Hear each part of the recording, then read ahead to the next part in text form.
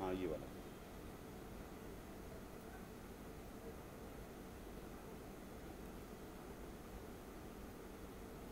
50 बच्चे आ गए। ठीक है सर, चैट करिए। ठीक। हम्म।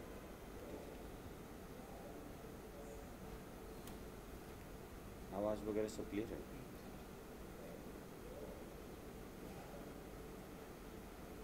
ये पीछे वाला पर्दा खींच दो।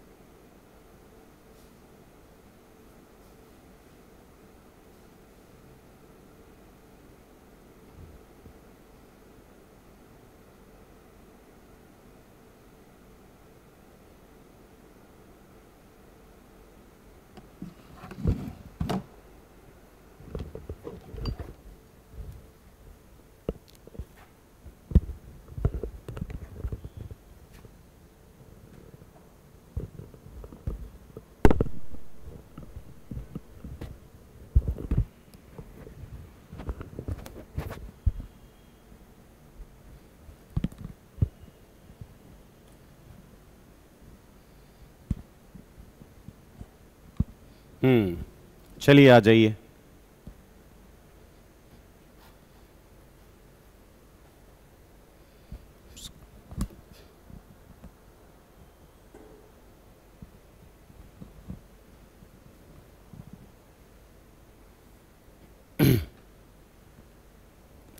चलें शुरुआत करें।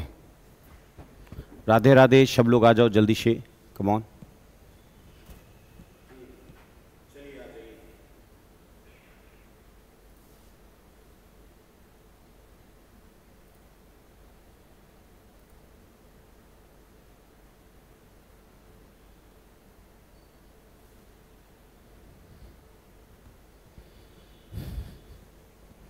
Good evening, good evening, good evening, जल्दी से। ओके,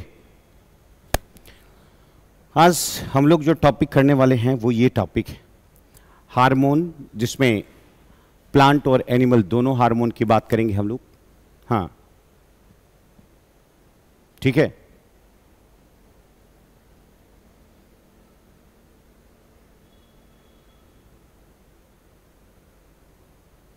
तो इसको आज हम लोग देखने वाले हैं। आज का जो टॉपिक है वो है हार्मोन और तंत्रिका तंत्र, इन दोनों के बारे में हम लोग चर्चा करेंगे, है ना। Let's start. बिल्कुल।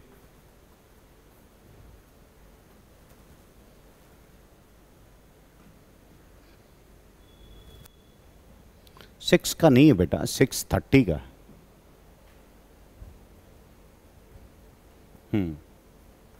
आइए आइए, चलिए शुरुआत करें। तो एक बार ना हम इसको समझते हैं बेटा। पहले हार्मोन को सारे समझ लेते हैं और फिर प्लांट हार्मोन को समझ लेते हैं, फिर नर्वस टिश्यू को समझते हैं, फिर उसके बाद ना करते हैं हम लोग, ये सब हो जाएगा। ओके। सो सबसे पहले हम लोग देखते हैं क्या होता है हार्मोन। एक शॉर्ट में हम लोग समझते हैं हार्मोन क्या चीज है। हार्मोन आप जानते हैं हमारे बॉडी का क्या है, ये केमिकल मैसेंजर बोलते होता है, केमिकल मैसेंजर, है ना। ये केमिकल मैसेंजर होता है जो बॉडी के हर पार्ट्स को क्या लेकर जाता है, एक मैसेज लेके जाता है कि वो फंक्शन करना शुरू कर दे, कब करे, कैसे करे, ये करे, ठीक है। तो केमिकल मैसेंजर होता है। और हार्मोन जो निकलता है वो निकलता है एंडोक्राइन ग्लैंड से। किससे निकलता है? एंडोक्राइन ग्लैंड, यानी अंतःस्रावी ग्रंथि से निकलता है। अंतःस्रावी, जो अंतःस्रावी ग्रंथियां होती हैं उन्हीं से ये निकलता है हार्मोन। ये एक केमिकल मैसेंजर होता है। ये कुछ भी हो सकता है, मतलब प्रोटीन हो सकता है, एमिनो एसिड्स हो सकता है, स्टेरॉइड्स हो सकता है। ये केमिकल मैसेंजर जो आपको दिखाई दे रहा है, ठीक है।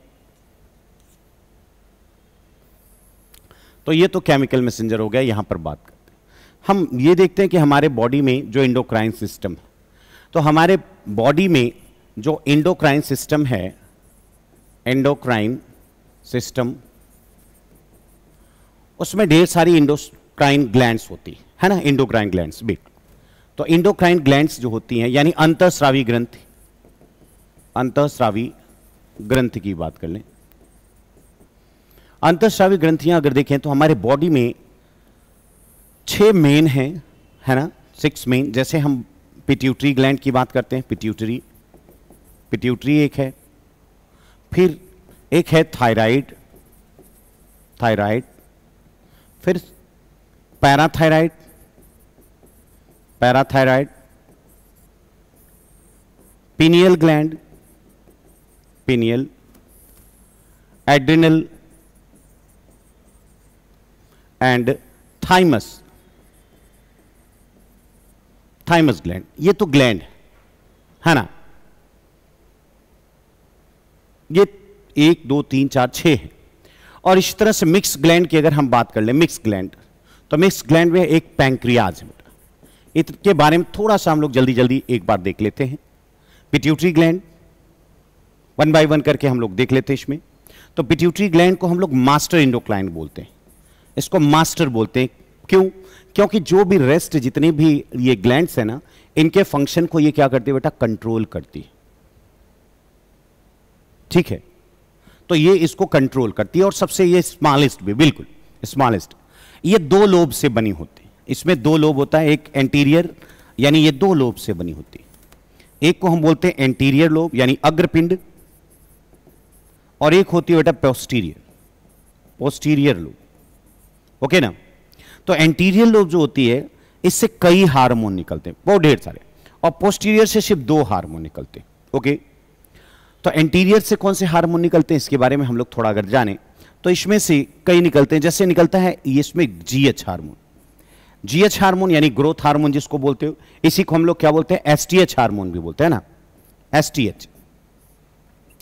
एसटीएच हार्मोन ये हमारी बॉडी को ग्रो करता है, हमारी बॉडी को बढ़ाता है। ठीक है, बॉडी के हर पार्ट्स पर इसका कंट्रोल होता है। तो अगर ये इसका हाइपर और हाइपो सिक्रीशन हो जाता है, जैसे मान लीजिए मैंने कहा हाइपो सिक्रीशन और फिर हाइपर सिक्रीशन। हाइपो का मतलब हुआ जितना होना चाहिए उससे कम हुआ, मतलब जितना होना चाहिए उससे कम हो रहा है। और हाइपर का मतलब क्या होता है, जितना हो निकलना चाहिए उससे ज्यादा निकल रहा है। अब हाइपो की बात करें, 2 पॉइंट, अगर ये चाइल्डहुड में आ जाए, चाइल्डहुड में अगर ये हाइपो हो जाए तो हो जाता है बेटा ड्वार्फिज्म, यानी बौनापन। क्या हो जाता है, बौनापन रोग हो जाता है। और अगर एडल्ट में हो जाए, एडल्ट में हो जाए तो इसमें साइमन डिजीज हो जाती है बेटा, साइमन रोग हो जाता है। इसमें शरीर बहुत दुबला पतला हो रहा है ना, बहुत दुबला पतला हो जाता है व्यक्ति। यस, अगर हाइपर हो जाए बेटा, अगर चाइल्डहुड में और एडल्ट में, तो अगर चाइल्डहुड में अगर ये हो जाए तो भाई चूंकि जब सिक्रीशन कम होना चाहिए उसमें ज्यादा हो रहा है, इसलिए ये क्या हो जाएगा, जाइगेंटिज्म हो जाएगा। जाइगेंटिज्म का मतलब क्या हुआ, यानी इसकी ये बढ़ जाएगा, महाकाय हो जाएगा, है ना, भीम कायता हो जाएगी, महाकायता हो जाएगी। और अगर एडल्ट में ये हो गया, जबकि एडल्ट में होना नहीं चाहिए, एडल्ट में अब तो जरूरत है नहीं क्योंकि पूरी तरह से बॉडी का ग्रो हो ही गया है, तो ये हो जाता है एक्रोमिगेली। क्या हो जाती है, एक्रोमिगेली। जैसे आप देखते हैं इसमें शरीर, चेहरा जो है एकदम अजीब सा हो जाता है, ठुड्डियां निकल जाती हैं, नाक आंख ये सब सारी चीजें अव्यवस्थित हो जाती है ना, कुरूप हो जाता है थोड़ा। जैसे आप अगर देखें तो खली को, तो खली ये दोनों से जो है ना बिल्कुल, तो खली जो है उनको ये प्रॉब्लम है। तो ये इसको हम बोलते हैं क्या, ग्रोथ हार्मोन। अगला इसी से और हार्मोन निकलते हैं, हम लोग उसकी चर्चा कर लेते हैं, अगले पेज में ले लेते हैं। इससे और एक निकलता है बेटा जिसको हम बोलते हैं प्रोलैक्टिन।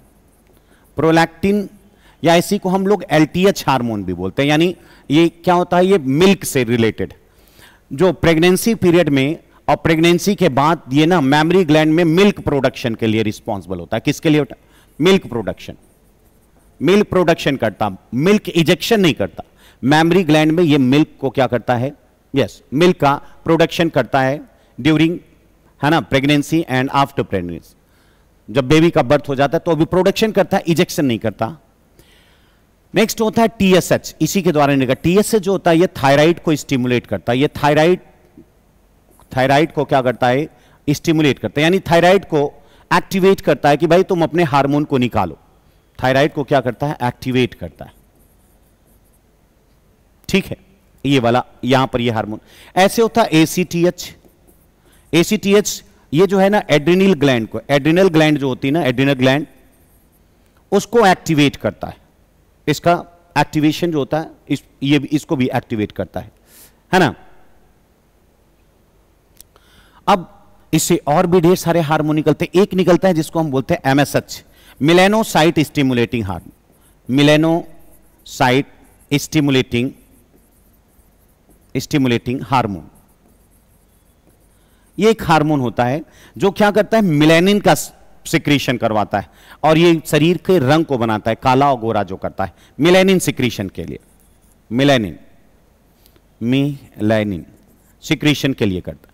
तो आप यहां पर देख रहे हैं ढेर सारे होते हैं। और इसी में जो मेन होता है बेटा, एक होता है जीटीएच हार्मोन, एक यही निकालता है क्या, GTH, gonadotropin hormone, gonadotropin hormone,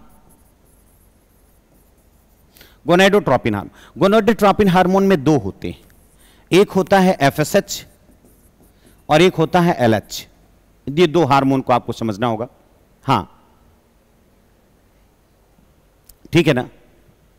हाँ, ये कॉर्टेक्स को एक्टिवेट करता, बिल्कुल सही बोल रहे हो, एड्रिनल ग्लैंड के कॉर्टेक्स को।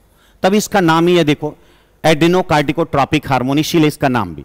एफएसएच अगर हम फीमेल की बात करते हैं, तो फीमेल में यही एफएसएच जो होता है ना, ये एफएसएच इसमें ओवम के प्रोडक्शन के लिए oogenesis कराता है, यानी ओवम oogenesis कराता है, इसको बोलते हैं oogenesis, यानी अंडाणु बनाने के लिए इसको क्या करता है, एक्टिवेट करता है। ठीक है ना, यस। और एलएच क्या करता है, oogenesis जब हो जाता है तो ओवम को फैलोपियन ट्यूब में रिलीज करता है, रिलीज ओवम इन फैलोपियन ट्यूब, तो फैलोपियन ट्यूब में ये रिलीज कर देता है इसको। तो इतना काम ये हो जाता है, फैलोपियन ट्यूब में रिलीज कर देता कौन, oogenesis कराता है कौन, यानी ओवम का फॉर्मेशन कराने के लिए कौन होता है, हाँ बिल्कुल ये फैलोपियन ट्यूब है ना। ये कहां पर जाता है, ओवरी में, ओवरी में होती है ग्राफियन फॉलिकल, ग्राफियन फॉलिकल को ये एक्टिवेट करता है तो वहां से ओवम का फॉर्मेशन होना शुरू हो जाता है। ओके ना, ठीक। और ये रिलीज कराता है फैलोपियन। अगर हम मेल के केस में देखें, मेल, तो मेल के केस में एफएसएच जो होता है ना, ये स्पर्मेटोसाइट पर आता है, जो स्पर्मेटोगोनिया जिसको बोलते हैं, जहां से स्पर्म जनरेट, जहां से स्पर्म का प्रोडक्शन होता है वहां पर आता है, यानी ये स्पर्म प्रोडक्शन कराता है, स्पर्म प्रोडक्शन के लिए। और ये एलएच जो आता है इसमें आप देखेंगे, तो एलएच का काम होता है बेटा, ये टेस्टोस्टेरोन को रिलीज कराने के लिए ये आता है लेडिक सेल पे। किस पर आता है, एक होती है इसमें टेस्टिस में पाई जाती है एक सेल जिसको हम बोलते हैं लेडिक सेल, लेडिक सेल, या इसको इंटरस्टिशियल सेल भी बोलते हैं, लेडिक सेल को ये हम लोग इंटरस्टिशियल सेल भी बोलते हैं। तो लेडिक सेल को ये एक्टिवेट करता है और ये निकालता है टेस्टोस्टेरोन, टेस्टोस्टेरोन। और आपको पता है कि टेस्टोस्टेरोन जो होता है वो क्या है, ये मेल हार्मोन है, मेल हार्मोन। और मेल हार्मोन जो मेल के जितने भी सेकेंडरी सेक्सुअल कैरेक्टर्स और जो ऑर्गन्स होते हैं, है ना, जो ऑर्गन है, जो रिप्रोडक्टिव ऑर्गन है, उसको डेवलप करता है। यानी ये क्या करता है बेटा, सेकेंडरी सेक्सुअल कैरेक्टर, यानी मेल हार्मोन है ये, मेल हार्मोन। और मेल हार्मोन के साथ ये क्या करता है, secondary sexual character, secondary sexual character and reproductive organ को ग्रो करता है। ये आप इतना ध्यान रखिएगा, कौन, ये वाला, ठीक है ना। अब यहां तक आपने देख लिया, ये पॉइंट हमारा का था। तो इतना काम होता है जो कौन करता है बेटा, पिट्यूटरी करता है। ओके, हम पिट्यूटरी के बाद थायराइड में आते हैं। अरे रुक जाओ बेटा, पिट्यूटरी के बाद हम लोग किस में आते हैं बेटा, थायराइड में। थायराइड की अगर बात कर लें, थायराइड ग्लैंड, तो थायराइड ग्लैंड से हालांकि निकलता तो दो हार्मोन है, लेकिन एक ही आपको समझना है, थायरॉक्सिन। T3 T4 दो निकलते हैं, है ना, T3 T4 दो निकलते हैं, लेकिन यहां पर आपको सिर्फ एक ही देखना है, थायरॉक्सिन समझिएगा। क्यों निकलता है, थायरॉक्सिन। और थायरॉक्सिन हमारे बॉडी के ना मेटाबॉलिज्म को मेंटेन करता है। किसको बेटा, मेटाबॉलिज्म, यानी हमारी जो भी सारी उपापचयी क्रियाएं होती है ना, उसको ये मेंटेन करता है। किसको, सारी उपापचयी क्रियाओं को, जितना भी आपके शरीर में सारे केमिकल रिएक्शंस होते हैं, बायोकेमिकल, वो सब करता, उपापचयी अवक्रियाओं को, उपापचयी अभिक्रियाओं को ये करता है, सारे के सारे पूरे। ठीक है, अब इसकी अगर कमी हो जाए, अधिकता हो जाए तो क्या होता है भाई? तो मेटाबॉलिज्म तो ये कर रहा है, लेकिन इसकी अगर हाइपो हो जाए और इसका अगर हाइपर हो जाए तो क्या होता है? हाइपर। हाइपो से होता है एक हाइपोथायरॉयडिज्म। हाइपो से क्या हो गया है? हाइपोथायरॉयडिज्म, मतलब हाइपोथायराइड हो जाता है। तो हाइपोथायराइड में शरीर क्या हो जाता है बेटा? मोटा हो जाता है, शरीर एकदम मोटा हो जाता है, क्योंकि इसमें जाहिर सी बात है क्या हो जाती है, इसका बिल्कुल मतलब, और चूंकि मेटाबॉलिक रेट क्या हो जाती है? कम हो जाती है, जिसकी वजह से यूज हो नहीं पाता, तो ये मोटापा हो जाता है। और ये मोटे लोग जो है ना, ये ठंडी के प्रति जो होते हैं, ठंडी के प्रति इनटॉलरेट होते हैं, ठंडी ये सह नहीं सकते। जबकि अक्सर आप देखते हैं कि मोटे लोगों को ठंडी नहीं लगती, लेकिन इनको ठंडी बहुत ज्यादा लगेगी, है ना। और इसी की कमी से होता है बेटा ग्वाइटर, घेंगा भी हो जाता है ना। अगर एडल्ट में इसकी कमी हो गई तो मिक्सिडिमा हो जाता है, मिक्सिडिमा रोग हो जाता है। और अगर बचपन में इसकी बहुत ज्यादा कमी हो गई बेटा, इन चाइल्डहुड में अगर इसकी बहुत कमी हो गई ना, तो इसका एक डिजीज है जिसको बोलते हैं क्रेटिनिज्म हो जाता है, यानी जड़ मानवता, यानी अब इसका डिस्टर्ब हो जाता है। ओके ना, तो इतनी पॉइंट आप समझ गए। हाइपर होने पर क्या हो जाता है? हाइपर होने पर हाइपोथायरॉयडिज्म एक होता है, हाइपरथायरॉयडिज्म, हाइपरथायराइड। तो हाइपरथायराइड में क्या हो जाएगा? शरीर दुबला हो जाता है, दुबला। और ठंडी की नहीं, गर्मी के प्रति इनकी इंटॉलरेंसी क्या हो जाती है बेटा? ये गर्मी बर्दाश्त नहीं कर सकते। कौन? मिक्सिडिमा में क्या होता है ना, पूरे शरीर में ऐसा लगता है इडिमा हो जाती है। इडिमा ये जैसे आंखों के नीचे ये फूल जाता है, पूरा शरीर फूला फूला सा लगता है, दैट इज कॉल्ड इडिमा, मिक्सिडिमा। ठीक है ना। हाइपरथायराइड या एक होता है बेटा ग्रेव्स डिजीज। ग्रेव्स डिजीज में क्या होता है ना, आंखें एकदम बाहर से निकली दिखाई देती हैं, बाहर निकली दिखाई देती हैं। उसी को बोलते हैं एक सॉफ्थैल्मिक ग्वाइटर भी हम लोग इसी को बोलते हैं। बात क्लियर?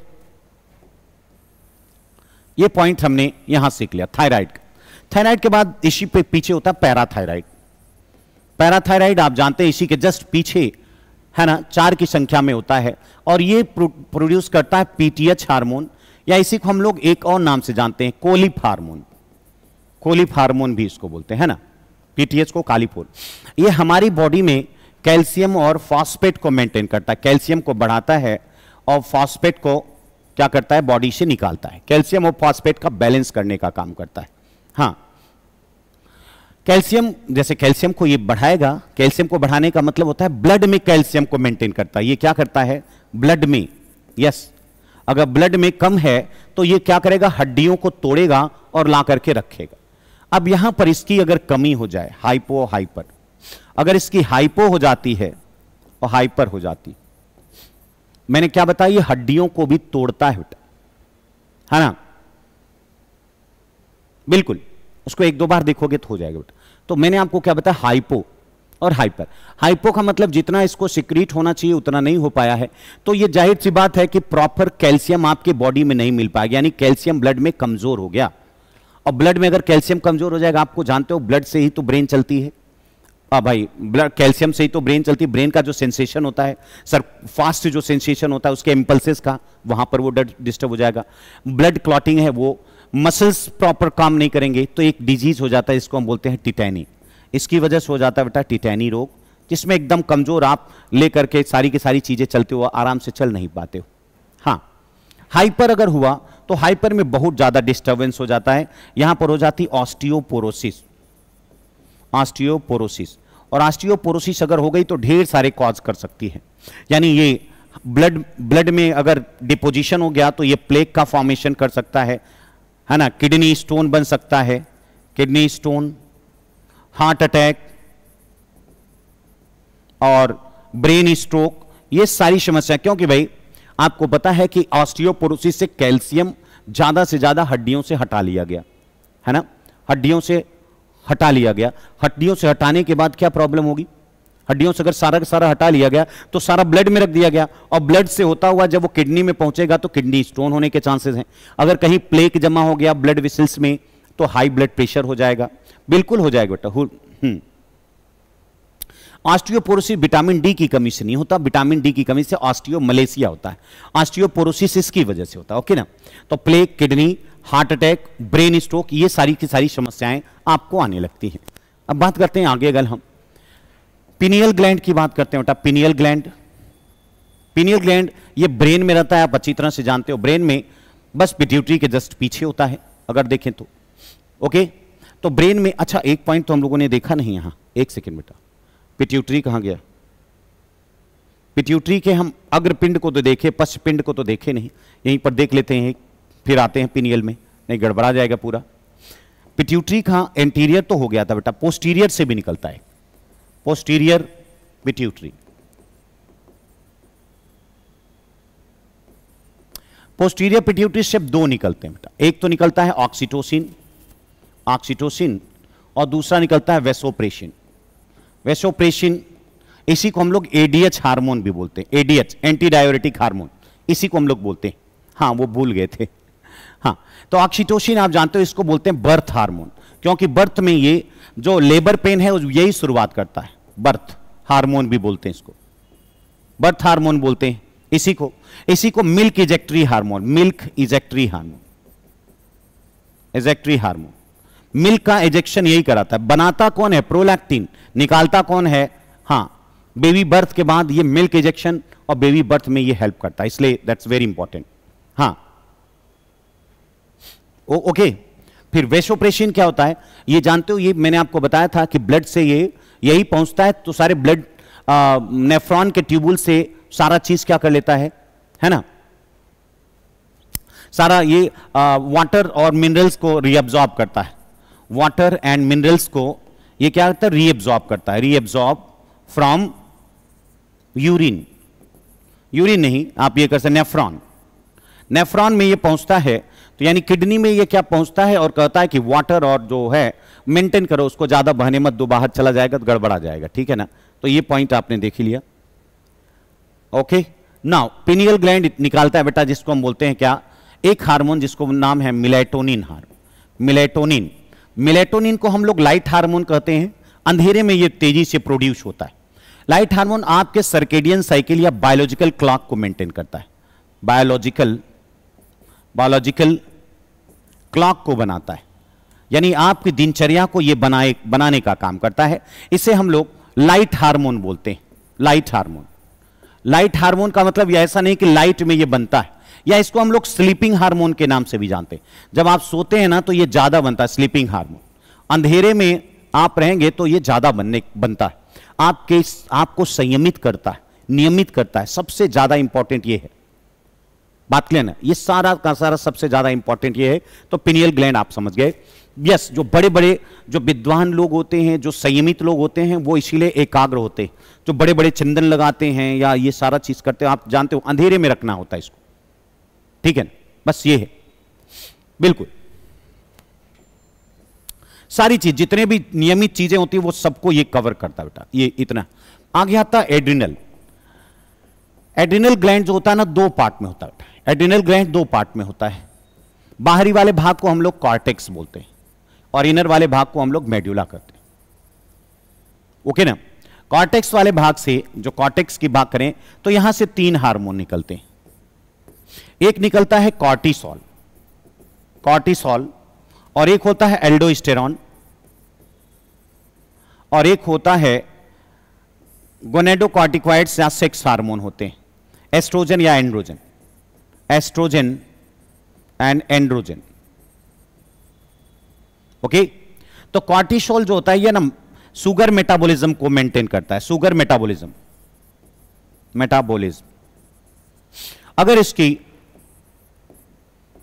अगर इसकी कमी हो जाती है तो एडिशन डिजीज हो जाता है।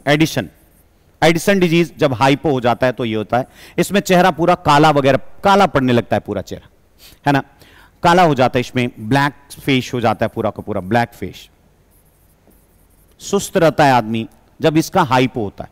अगर हाइपर हो जाता है तो ये हो जाते बेटा कुशिंग डिजीज, कुशिंग डिजीज क्या हो जाता है? Cushing disease. और कुशिंग डिजीज को हम लोग ना, एकदम मोटा आदमी हो जाता है, इसको बोलते हैं मून फेस, मून पेस, यानी चेहरा एकदम गोल मटोल चांद के जैसे दिखाई देने लगता है। हाँ, इसी को स्ट्रेस हार्मोन भी कहते हैं। वेरी गुड, बहुत बढ़िया। इसी को स्ट्रेस हार्मोन भी बोलते हैं। स्ट्रेस हार्मोन भी हम लोग इसी को कहते हैं। ओके ना। एल्डोस्टेरॉन आप जानते हैं, ये भी आपके यूरिन से, ये क्या करता है, सोडियम और पोटेशियम को क्या करता है, मेंटेन करता है। एल्डोस्टेरॉन आपकी बॉडी में मिनरल्स को मेंटेन करता है। मिनरल्स को मेंटेन करने वाला कौन होता है, एल्डोस्टेरॉन। इसको हम लोग लाइफ सेविंग हार्मोन भी बोलते हैं, है ना। इसको हम लोग क्या बोलते हैं, लाइफ सेविंग हार्मोन भी बोलते हैं। एस्ट्रोजन ये मेल और फीमेल में सेकेंडरी सेक्सुअल पैदा करते हैं। सेकेंडरी सेक्सुअल मेल और फीमेल दोनों में करते हैं। एस्ट्रोजन को हम लोग मेल और फीमेल हार्मोन बोलते हैं, एंड्रोजन को मेल हार्मोन। मेडुला से निकलता है दो, एक तो निकलता है जिसको हम लोग क्या बोलते हैं, मेडुला से निकलता है दो, एक को बोलते हैं हम लोग 3F हार्मोन या इसको एड्रिनेलिन बोलते हैं। एड्रिनेलिन को हम लोग 3F हार्मोन भी बोलते हैं क्योंकि ये आपातकालीन काम करता है, फाइट फाइट फ्लाइट, ये तीनों में करता है एड्रिनेलिन ये। और दूसरा होता है नॉर एड्रिनेलिन, जो कि इसके एड्रिनेलिन की सहायता करता है ना। ओके, तो यहां पर आप देख सकते हैं ये सारे के सारे। हाँ, आप कह सकते हैं कि वो साथ में जब वो तो हेल्प किया ना, ब्लड प्रेशर को मेंटेन कर रहा है, मतलब ये 3 जो इमरजेंसी सिचुएशन आती है उसको हैंडल करता है। इमरजेंसी सिचुएशन में आपको उसको फेस करने के लायक बनाता है। ठीक है, तो ये एड्रिनेलिन हो जाता है। ओके, एक और बचा हुआ इसमें जिसको हम बोलते हैं थाइमस ग्लैंड। थाइमस से निकलता है बेटा थाइमोसिन ये आपके इम्यूनिटी से रिलेटेड, इम्यूनिटी, और यही बनाता है टी लिम्फोसाइट। जो टी लिम्फोसाइट को मैच्योर करता है वो यही है, इसी के कारण उसका नाम ही टी लिम्फोसाइट से है ना। ये 14 वर्ष तक आप जानते हैं सबसे ज्यादा क्या होता है, 14 ईयर तक जो है, 14 ईयर तक एक्टिव रहता है, उसके बाद ये डिसइंटीग्रेट होना शुरू हो जाता है ना। यस, बात क्लियर।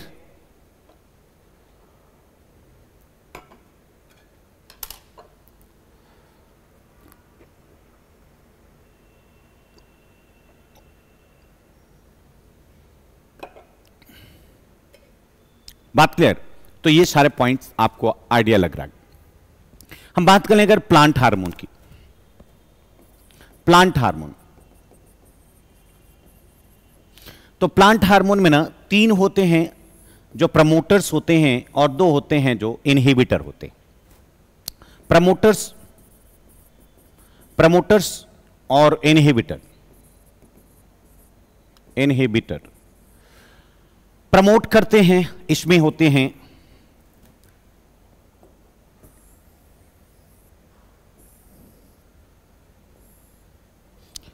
प्रमोटर्स में 3, एक होता है ऑक्सिन, साइटोकाइनिन और जिब्रेलिन। ओके, तो ये होते हैं 3, और इनहिबिटर में 2 होते हैं बेटा। एक होता है ABA एब्सिसिक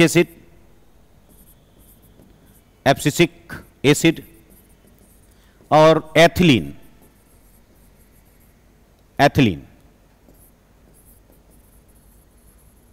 तो एथिलीन, ये 3 प्रमोटर और 2 इनहिबिटर। ऑक्सीन जो होता है ना, ये एपिकल डोमिनेंसी को शो करता है, एपिकल डोमिनेंसी को ये बनाए रखता है, और इसीलिए ये फोटोट्रॉपिक होता है, यानी प्रकाश की ओर, जो जैसे प्रकाश की ओर ये मोड़ता है, क्योंकि ये अंधेरे वाले भाग में ज्यादा बनता है, टिप पर बन करके ये अंधेरे वाले भाग में ज्यादा आ जाता है, और ये सेल इलॉन्गेशन के लिए रिस्पॉन्सिबल होता है। सेल इलॉन्ग करता है, यानी जैसे सेल डिवीजन हुआ तो उसको बड़ा करता है कौन, ये एपिकल डोमिनेंस, यानी लंबाई में बढ़ने के लिए ये बड़ी तेजी से करता है। स्टेम को तो बड़ी तेजी से, स्टेम को ये एपिकल डोमिनेंस, यानी अगर ऊपर के टिप को ना हटाया जाए तो ये बड़ी तेजी के साथ में बढ़ता रहा, है ना। ओके ना।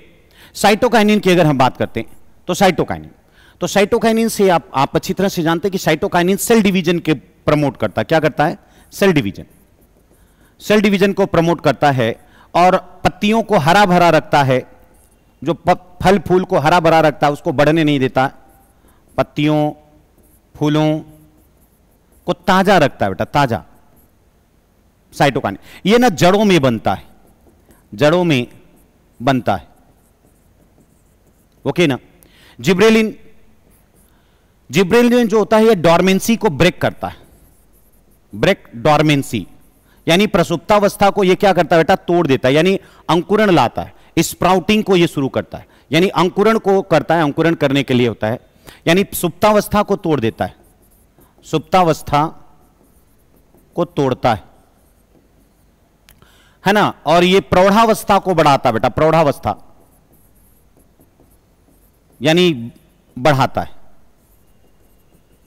और अगर देखा जाए तो जो क्या बोलते हैं उसको, बोल्टिंग में भी ये काम करता है, बोल्टिंग को बढ़ावा देता है, बोल्टिंग, बोल्टिंग मतलब प्रीमेच्योर फ्लावरिंग करता है, premature elongation and flowering gibberellin responsible होता है, ठीक है। फिर एब्सिसिक एसिड, एब्सिसन लेयर बनाता है ये, आप जानते हैं, और ये जस्ट अपोजिट काम करता है। इसको हम लोग इसमें स्ट्रेस हार्मोन बोलते हैं, स्ट्रेस हार्मोन इसमें बोलते हैं। और अगर पानी कम हो जाता है तो स्टोमेटा को बंद करना और खोलने का काम भी ये करता है, ये वाला एब्सिसन लेयर भी बनाता है, पत्तियां झड़ती भी हैं। और ये एक गैस है जो कि क्या करता है, राइपनिंग करता है, राइपनिंग करता है, पत्तियों को, फलों को झड़ने का जो है वो उसी की वजह से होता है। इतना ये बात, छोटी छोटी बातें आप सीख गए होंगे, ठीक है। तो ये है पूरा। अब देखते हैं जैसे जैसे आता जाएगा वहां पर भी हम लोग थोड़ा थोड़ा बात करते चलेंगे। Is that clear? चलें आगे अब। बोलिए। हाँ, एंटी ग्रोथ हार्मोन, एब्सिसन।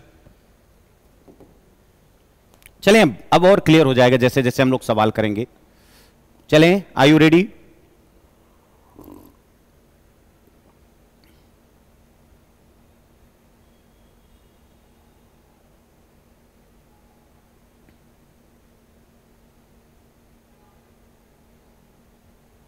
चलो नेक्स्ट। अब जो भी आएगा बेटा हम समझते जाएंगे। अच्छा, एक पॉइंट तो हम लोगों ने पढ़ा ही नहीं था, है ना। पैंक्रियाज तो हम लोगों ने लिखा लेकिन पढ़ा नहीं, पढ़ लेते। पैंक्रियाज को भी पढ़ लेते हैं, पैंक्रियाज पढ़ लेते हैं तब करते हैं ताकि कॉन्फिडेंस बढ़ा रहे। पैंक्रियाज दो पार्ट होता है बेटा, एक तो एसिनर पार्ट होता है, एसिनर जो कि एंजाइम्स निकालता है, एंजाइम, और एक होता है लैंगरहैंस, लैंगरहैंस इजलेट्स। लैंगरहैंस इजलेट में तीन पार्ट होते हैं, मतलब तीन सेल होते हैं, अल्फा, बीटा और गामा, डेल्टा या गामा, डेल्टा भी बोलते हैं, गामा भी बोलते हैं। अल्फा से निकलता है ग्लूकेगॉन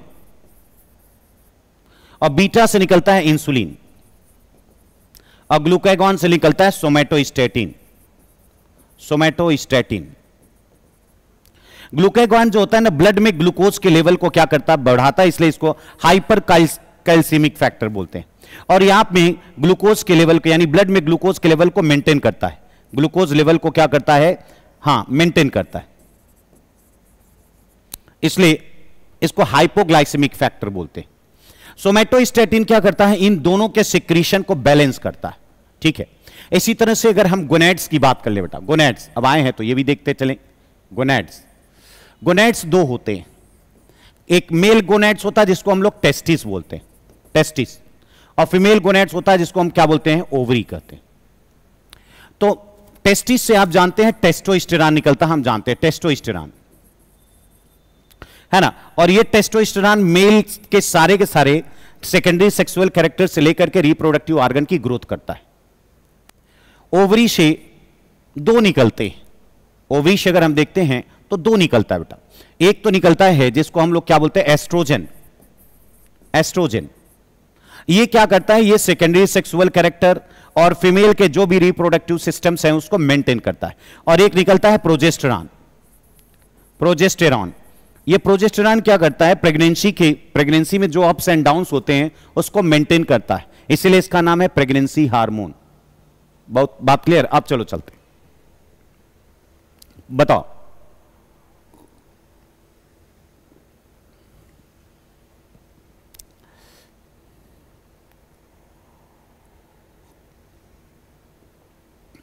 अब बताओ बताओ, चलो शुरुआत करो।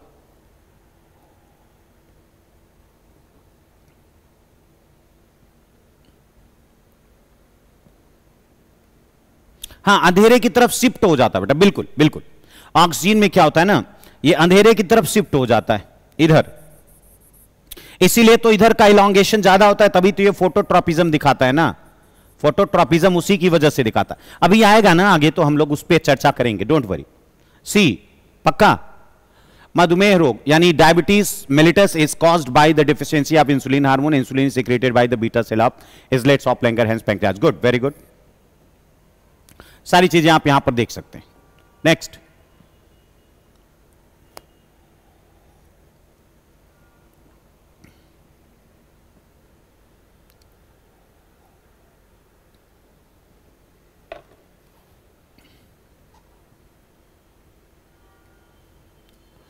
बिल्कुल बोलो।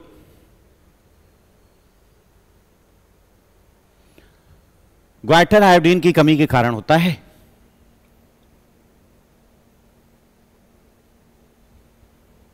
नहीं, जिधर पड़ेगा प्रकाश उसके उल्टे दिशा में ज्यादा बढ़ेगा, तभी तो प्रकाश की तरफ लटकेगा ना। नहीं, आयोडीन के निर्माण के लिए नहीं, इंसुलिन के लिए नहीं, थायरॉक्सिन का है ये, थायराइड का, थायराइड से निकलने वाले, यानी कौन सा सही होगा बेटा, केवल एक, है ना, केवल एक। गुड, नेक्स्ट, हमने यहां सब लिख दिया बेटा कि जो ग्वाइटर यानी इसी को हम लोग घेंगा बोलते हैं, ग्वाइटर यानी घेंगा, है ना, घेंगा थायराइड ग्रंथि के में सूजन की वजह से होता है, आयोडीन की कमी हो जाता है, आयोडीन की कमी होने की वजह से थायराइड जो है ना ये फूल जाता है, ज्यादा सिक्रीशन करने के चक्कर में क्या हो जाता है, फूल जाता है। बच्चों में वृद्धि हार्मोन का अधिक स्राव जाइगेंटिज्म यानी विशाल कायता का कारण बनता है, वयस्कों में वृद्धि हार्मोन की कमी से बौनेपन की स्थिति उत्पन्न हो जाती है। बोलो।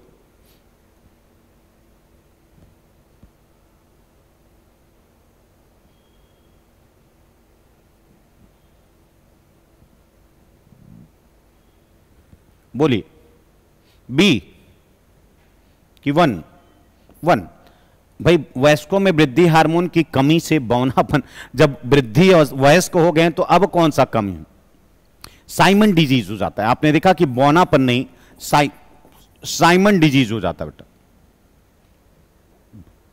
जाइगेंटिस बच्चों में होता है जब वृद्धि हार्मोन की मात्रा, बौनेपन बच्चों में ही हार्मोन की कमी से होता है, वयस्कों में नहीं।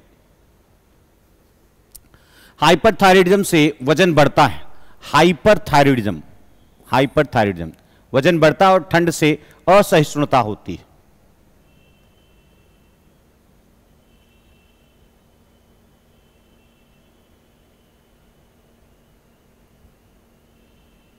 आप लोग जब तक यहां पर क्वेश्चन लिख करके जैसे 4A 3B ऐसे लिखोगे तब समझ में आ गया। ए बी लिखते हो, इतना लेट से आता जाता है, समझ में थोड़ी आता है किसका आप ए बोल रहे हो किसका बी बोल रहे हो। भाई रियल टाइम पे नहीं है ना बेटा, ये आगे पीछे रहता है, इसलिए जैसे 4 बताओ तो 4 का ए सही है, 3 का बी सही है, या जिसका जो वो है उसके सामने आप लेटर लिखोगे तब समझ में आएगा कि आप किसका बता रहे। 4 का बी। हाइपोथायराइडिज्म में थकान और सुस्तता, बिल्कुल, यानी पहला वाला गलत है ना, बिल्कुल बिल्कुल। हाइपोथायराइडिज्म में बेटा जाहिर सी बात है एनर्जी, आप मेटाबॉलिज्म कमजोर हो गया है तो जाहिर सी बात है वो कहां हो पाएगा, तुक्का न लगाओ। हाइपरथायराइडिज्म में वजन घटता है, बढ़ता नहीं, और ठंडी के प्रति नहीं गर्मी के प्रति असहिष्णुता हो जाती, मैंने आपको बताया। एड्रिनल मेडुला एड्रिनलिन हार्मोन स्रावित करता है, यह बात सही है क्या? एड्रिनलिन हृदय गति को बढ़ाता है और शरीर को आपात स्थिति के लिए तैयार करता है।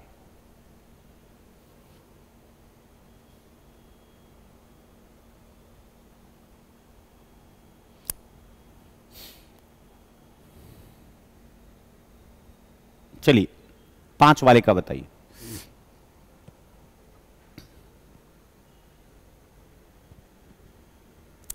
जल्दी देने की जरूरत नहीं बेटा, जब भी दो तो सही आंसर देने की। हां बिल्कुल आ रहा है सोनाली, मनमानी आ रहा है, आप नंबर नहीं लिख रहे हो।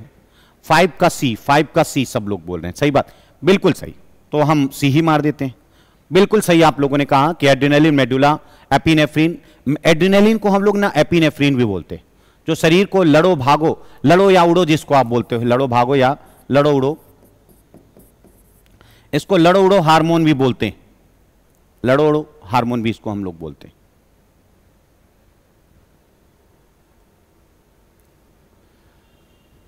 वयस्कों में वृद्धि हार्मोन की अधिकता से एक्रोमिगेली हो जाता है।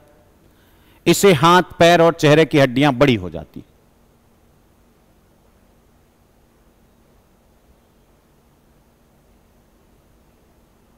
बोलिए, ये कैमरा बहुत इधर है।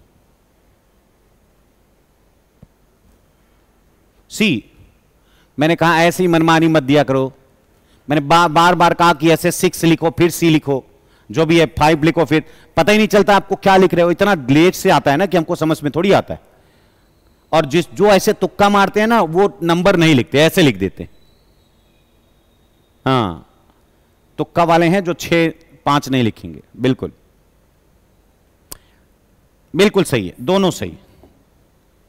आप देखिए एक्रोमिगेली वेस्ट, जैसे आपने देखा कि खली, महाबली। कुशिंग सिंड्रोम कार्टिसोल की अधिकता के कारण होता है। इसके लक्षणों में मोटापा, चंद्रमुख और उच्च रक्तचाप हो जाता है।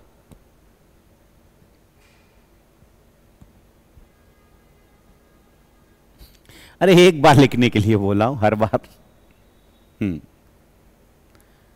7 का बोलो जल्दी से।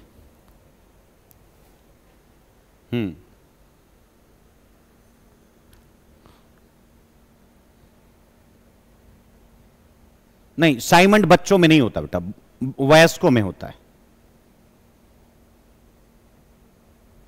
7 का कौन सा? 7 का सी, बिल्कुल सी वाला बिल्कुल सही। तो सी आप यहां देखिए, कॉर्टिसोल की अधिकता से कुशिंग सिंड्रोम जो एड्रिनल कॉर्टेक्स से साबित होता है, इससे मोटापा, उच्च रक्तचाप और चंद्रमुख जैसी स्थिति आ जाती। एडिसन रोग इंसुलिन की कमी से होता है क्या?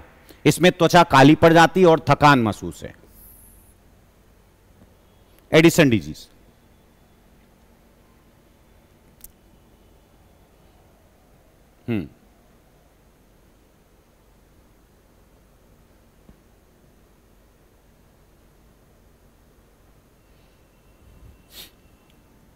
नहीं आ रहा है? क्यों नहीं आ रहा है? अभी मैंने पूरा एक बार तो दोहराया, उसको देखो।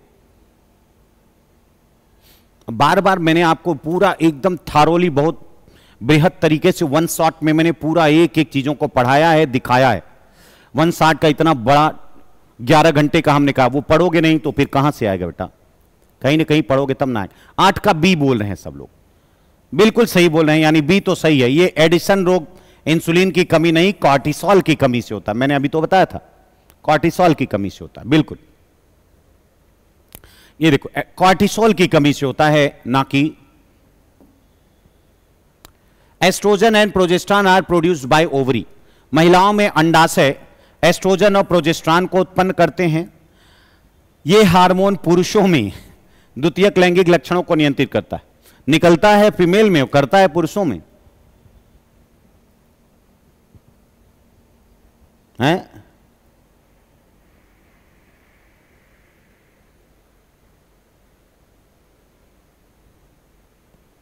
बोले बोल। महिलाओं में अंडाशय एस्ट्रोजन और प्रोजेस्टेरॉन उत्पन्न करते। बिल्कुल 9 का ए पक्का, हां बिल्कुल सही। पुरुषों में नहीं, अगर यहीं पर महिलाओं में लिख देता, महिलाओं में, तो यह बात सही हो जाती, लेकिन पुरुषों में लिखा, वो जानबूझ के आपको कंफ्यूज करना चाहता है। ये देखिए एस्ट्रोजन और प्रोजेस्टेरॉन जो होते हैं वो महिलाओं के हैं, जो मासिक धर्म द्वितीयक लक्षण, वही मतलब जो फीमेल से रिलेटेड है। और पुरुषों में जो करता है वो टेस्टोस्टेरोन करता है, ना कि ये करता है। पैराथायराइड हार्मोन रक्त में कैल्शियम की मात्रा को बढ़ाता है और फास्फोरस की मात्रा को क्या करता है? यह हड्डियों से कैल्शियम का पुनः अवशोषण कम करता है।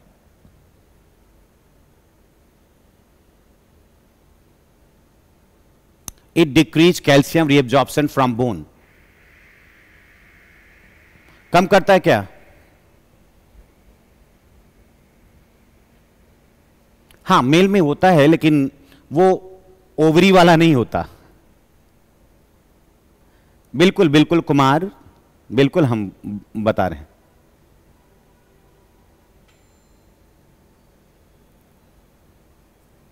दस का ए, बिल्कुल।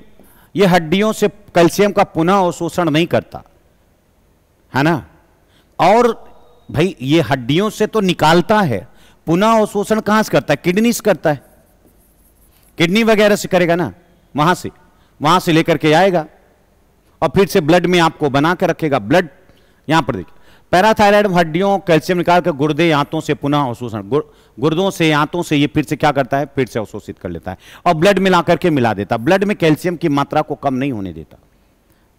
यस, यानी ये कैल्शियम को मेंटेन करता है। मधुमेह इंसिपिडस, डायबिटीज इंसिपिडस, हालांकि ये मधुमेह इंसिपिडस नहीं, इसका नाम ही दूसरा होता है बेटा। हिंदी में इसको बोलते हैं उदक में।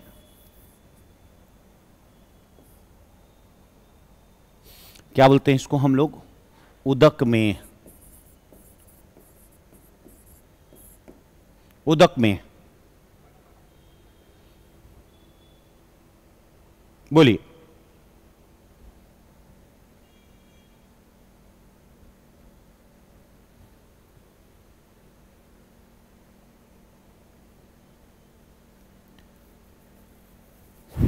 ग्यारह का सी, ये क्या कह रहा है? उदक में, यानी it is cause due to the deficiency of ADH, इससे अत्यधिक मूत्र त्याग। बिल्कुल बेटा, बहुत सही। कौन सा? सी ना, बिल्कुल। यह रोग एडीएच की कमी से होता है, जिसमें गुर्दे में जल का पुनः अवशोषण प्रभावित होता है और बार बार पेशाब लगती है, जिससे निर्जलीकरण हो जाता है। थायरॉक्सिन हार्मोन असंतुलन के बारे में बताना है आपको।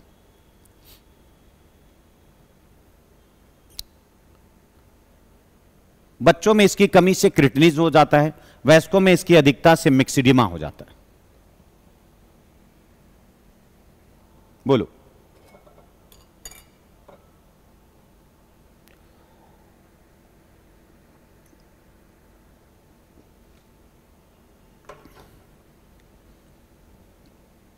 यस, बिल्कुल। अधिकता से नहीं होता, इसकी कमी से होती है। देखो, अधिकता से नहीं, कमी जब होती है तब होता है। तो इसका मतलब ये वाला तो रॉन्ग हो गया, यानी फर्स्ट करेक्ट।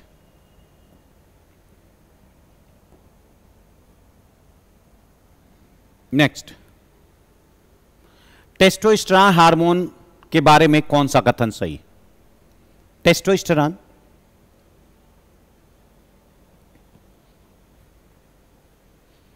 बोलो। टेस्टोस्टेरोन हार्मोन के बारे में कौन से कथन सही हैं? यह वृषण के लेडिक कोशिकाओं द्वारा उत्पन्न होता है, produce by Leydig cell, control development of male secondary sexual character.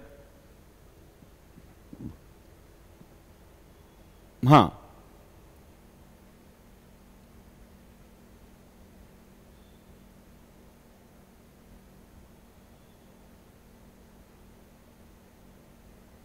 तेरह का सी, बिल्कुल 13 का सी की बात हो रही। टेस्टोस्टेरोन वृषण की लेडी कोशिका से निकलता है, ये बिल्कुल सही है। पिनियल ग्रंथ के बारे में अगर हम बात करें, पिनियल ग्लैंड,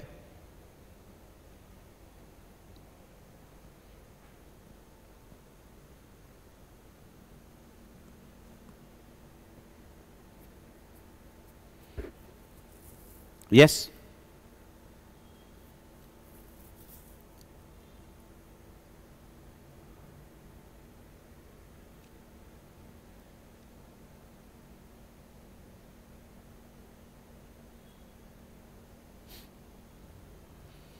पिनियल ग्रंथ के बारे में निम्न कथनों पर विचार करना है आपको। यह मेलेटोनिन स्रावित करता है, जो नींद के चक्र को नियंत्रित करता है। इसकी सक्रियता तेज रोशनी में बढ़ती। ए सही होगा नहीं, क्योंकि तेज रोशनी में नहीं बेटा, अंधेरे में बढ़ती। इसको स्लीपिंग हार्मोन बोलते हैं। ये देखो, रोशनी में इसका श्रावण कम होता है, ना कि बढ़ता है। यह अग्रपीयूष ग्रंथि द्वारा स्रावित होता है। प्रोलैक्टिन हार्मोन की बात कर रहे हैं। प्रोलैक्टिन हार्मोन कहां से स्रावित होता है, वो काम क्या करता है?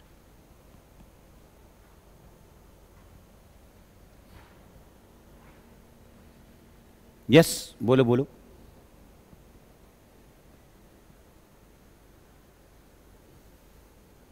बिल्कुल, नेट स्लो नहीं हो गया है। हाँ, नेटवर्क पकड़ नहीं रहा। यानी दोनों सही है क्या? बिल्कुल, दोनों सही है ना।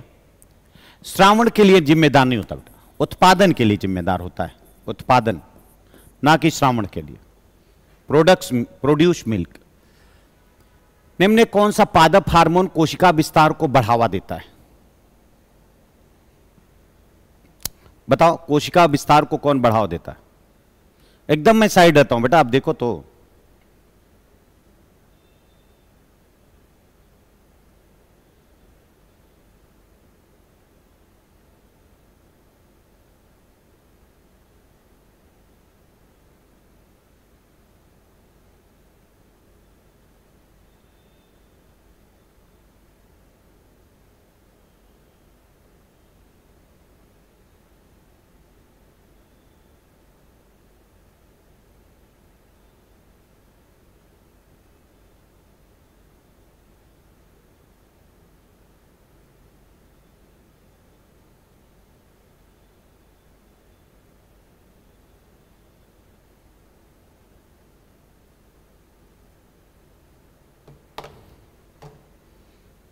क्या है? कोशिका विस्तार। मैंने बताया इलोंगेशन, सेल इलोंगेशन के लिए कौन जिम्मेदार होता है? ऑक्सीन। देखो खूब टाइम। नेक्स्ट, ऑक्सीन कोशिका विस्तार में सहायता करता, बड़ा करता है बेटा ये, विशेषकर तनों में प्रकाश की ओर झुकाव, फोटोट्रोपिज्म करता है। फोटोट्रोपिज्म में यहां पर आप सीखिए बेटा, जैसे आप कभी भी खिड़की के सामने अगर कोई प्लांट रखोगे तो आप देखेंगे कि खिड़की के सामने अगर रखा है तो ये सूर्य की तरफ ऐसे मुड़ जाता, ऐसे मुड़ जाता, ये देख रहे हैं ना, ऐसे मुड़ जाता है। एक्चुअली होता क्या है, ये टिप पर बनता है हार्मोन, और जहां पर जैसे सूर्य की रोशनी इधर पड़ रही है तो ये हार्मोन ना उसके अंधेरे वाले भाग में इकट्ठा हो जाता है यहां, और इस कारण से यहां का इलांगेशन ज्यादा हो जाता है। इसके कंपैरिजन में अगर आप देखें तो, इसके कंपैरिजन में तो आप देखें, अगर इसको मैं निकालूं तो ये देखो इतना लंबा है और ये इतना लंबा है, तो बाहर पीछे वाला ज्यादा बड़ा हो गया ना, तो इलांगेशन हो जाता है। हाँ, एपिकल इलांगेशन के लिए। फलों के पकने के लिए कौन सा हार्मोन जिम्मेदार? फलों के पकने के लिए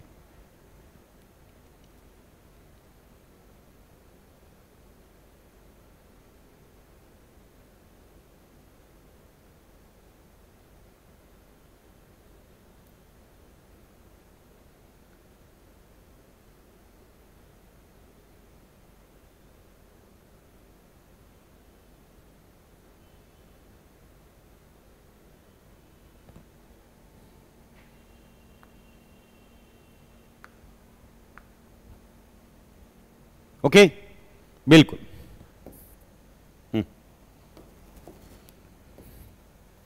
एथिलीन। एथिलीन एक गैसीय हार्मोन,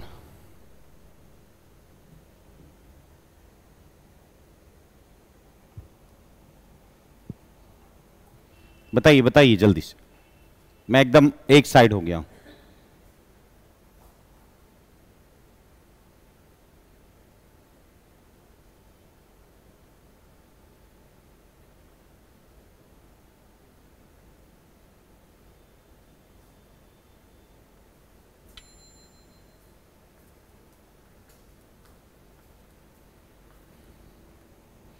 ओके, ऑक्सीन हार्मोन तने की कोशिकाओं के विस्तार में सहायता करता है, ऑक्सीन जड़ों की वृद्धि और आरंभ को रोकता है। नहीं, इससे मतलब तो बहुत ज्यादा नहीं, वो अपने इनडायरेक्टली हो जाता है, यानी पहला वाला ही सही है। नहीं, good, first is the correct. Oxygen तनों में कोशिका विस्तार को बढ़ाता है, शीर्ष प्रभुत्व यानी एपिकल डोमिनेंसी को ये मेंटेन करता है। कहां लिखा है? ये एपिकल डोमिनेंस को करता है। हाँ, लेकिन जड़ों में ये नहीं, बल्कि कम मात्रा में उसकी वृद्धि को करता है, लेकिन बढ़ाता नहीं। जिब्रेलिन, ये जी है, जिब्रेलिन बीजों की सुप्तावस्था को तोड़ने के लिए जिम्मेदार होता है, सीड डॉर्मेंसी को।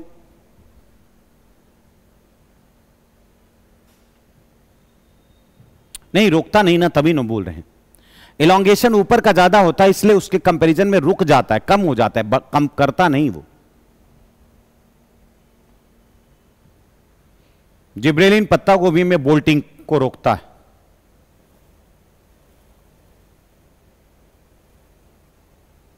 यानी पहला रोकता नहीं बल्कि ये बढ़ाता है बेटा। बोल्टिंग को ये क्या करता है, बोल्टिंग को बढ़ाता है, रोकता नहीं बल्कि ये क्या करता है, बढ़ाता है। बोल्टिंग मतलब होता है प्री मैच्योर, यानी खराब हो जाती है। जैसे प्री मैच्योर फ्लावरिंग हो जाए, प्री मैच्योर फ्लावरिंग। जैसे आप कभी कभी देखते हैं कि पत्ता गोभी वगैरह या गोभी वगैरह पूरी तरह से खिला नहीं तब तक बेकार हो जाता है, तो प्री मैच्योर फ्लावरिंग को ही हम लोग क्या बोलते हैं, बोल्टिंग। साइटोकाइनिन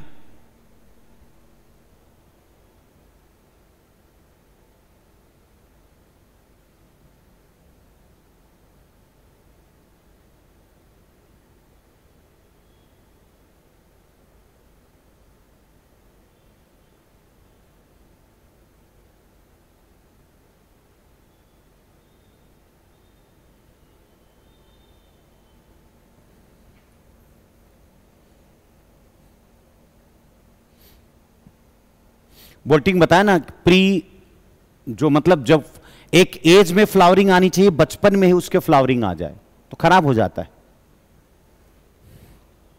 कौन सा, ए। साइटोकाइनिन कोशिका विभाजन को बढ़ावा देता है और पत्तियों की प्रौढ़ता को विलंबित करता है, यह बात तो क्लियर है। साइटोकाइनिन शीर्ष कली में बनते हैं और जड़ों की वृद्धि को रोकते हैं। पहली बात तो ये शीर्ष में बनता नहीं, ये तो जड़ में बनता है, तो यानी ए इज द करेक्ट। ठीक है, बहुत सही, ए इज करेक्ट। नेक्स्ट, एथिलीन एक गैसीय हार्मोन है। Ethylene is a gaseous plant hormone responsible for fruit ripening, जो फलों को पकाता है। एथिलीन प्रौढ़ता को विलंबित करता है और पत्तियों को झड़ने को रोकता है।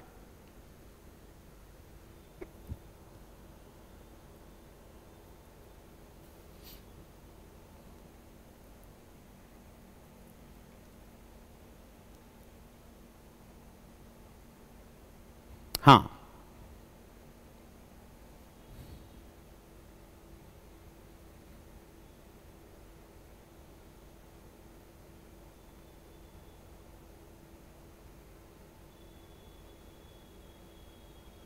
बोलिए।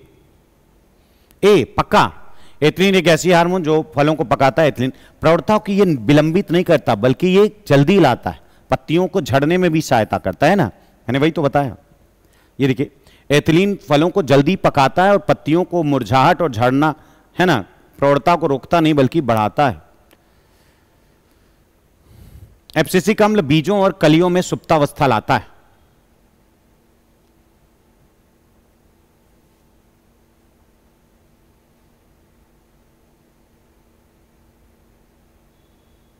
ओके ना।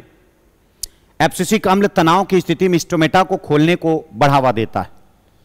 खोलने को, तनाव की स्थिति में खोलेगा, तनाव है तो खोलेगा तो उसका जो भी पानी है उड़ जाएगा। लॉक किया जाए, ज्यादा लोग तो सी बता रहे। एक ए है। एब्सिसिक अम्ल सुप्तावस्था उत्पन्न करता है और जल संकट में स्टोमेटा को बंद करता है, ना कि खोलता है। तनाव यानी जब जल की कमी होती तो ये, है ना, बंद कर देगा। खुलेगा तो जल का ट्रांसपिरेशन हो जाएगा ना। जिब्रेलिन तने की लंबाई बढ़ाता है और बीज अंकुरण को बढ़ावा देता है। जिब्रेलिन प्रकाश की दिशा में झुकाव, फोटोट्रॉपिज्म के लिए रिस्पॉन्सिबल है। करिए।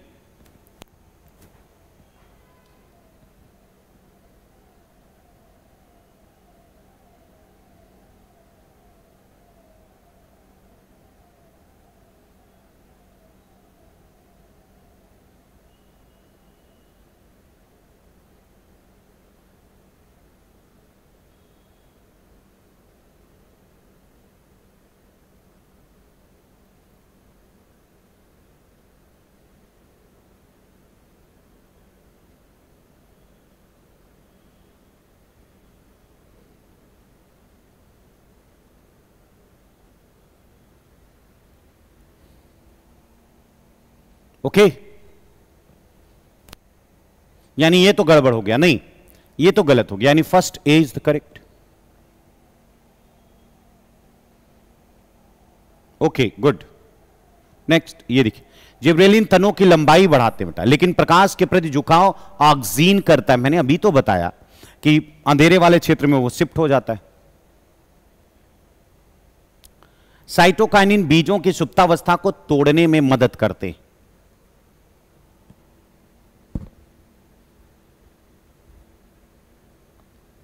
ब्रेक करता है क्या सुप्तावस्था को? ये साइटोकाइनिन,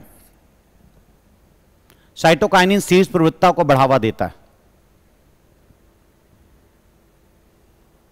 बोलो।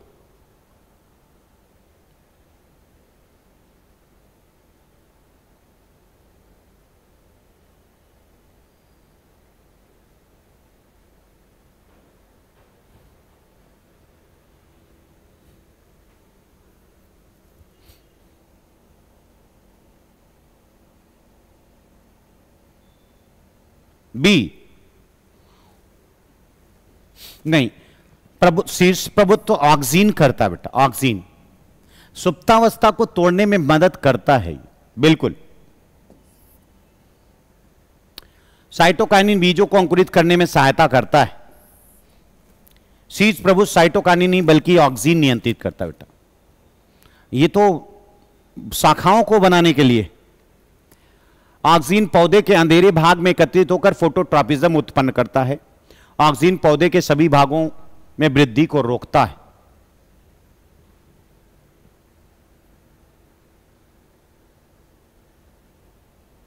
नहीं होता तो बेटा जा करके पहले एक बार उसको देख लो, जो मैंने पूरा वन शॉर्ट वीडियो डाला, उसमें मैंने हार्मोन को बहुत ही बाखूबी पढ़ाया है। मेरे ख्याल से एक बार देख लोगे ना तो अच्छे से समझ में आएगा।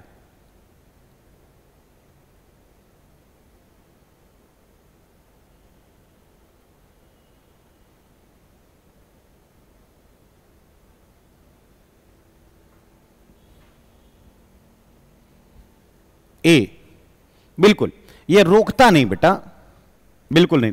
हां, ये जो है ऊपर वाले भाग को बढ़ाता है, एपिकल डोमिनेंसी है तो ऊपर को बढ़ाता है, इधर को रोकता नहीं, यानी फर्स्ट इज करेक्ट। एब्सिसिक अम्ल को पादप में तनाव हार्मोन कहा जाता है। यह हिस्टोमेटा को बंद करके जल संरक्षण में मदद करता है।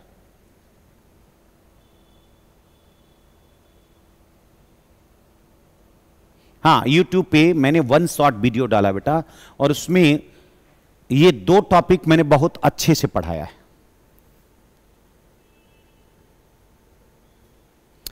तो एक बार जा करके पढ़ लीजिए साहिबा जी।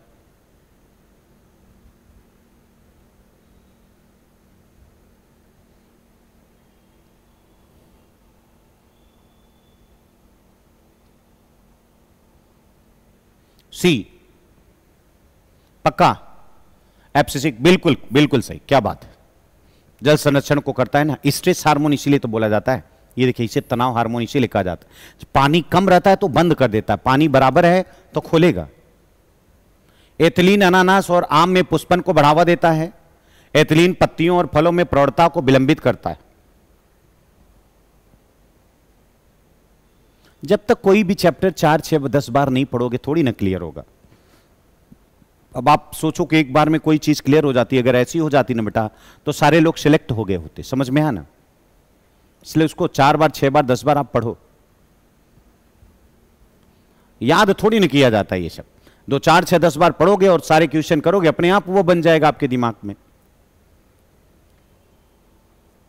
यानी ये इज करेक्ट, ये नहीं। एथिलीन ये सब गिराता है, ये देखो। एथिलीन अनानास और पौधों में है ना, पुष्पन में सहायता होता है, इसलिए इसका यूज भी किया जाता है। हम बात करते हैं ब्रेन नर्व, अब आगे इसमें हम लोग, तो यहां पर भी हम लोग एक बार थोड़ा सा देखते हैं।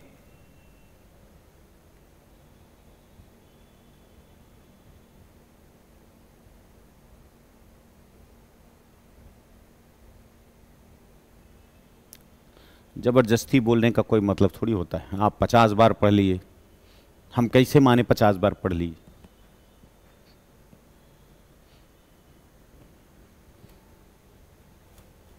दस बार पढ़ लोगे ना बेटा तो दिमाग में भर जाएगा, और अगर 10 बार में आपको नहीं समझ में आता है ना, तो आप फालतू तैयारी कर रहे हो।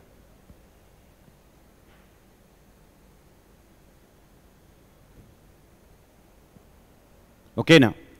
नेक्स्ट, केंद्रीय तंत्रिका तंत्र में मस्तिष्क। अच्छा, इसके बारे में हम लोग थोड़ी चर्चा कर लें क्या?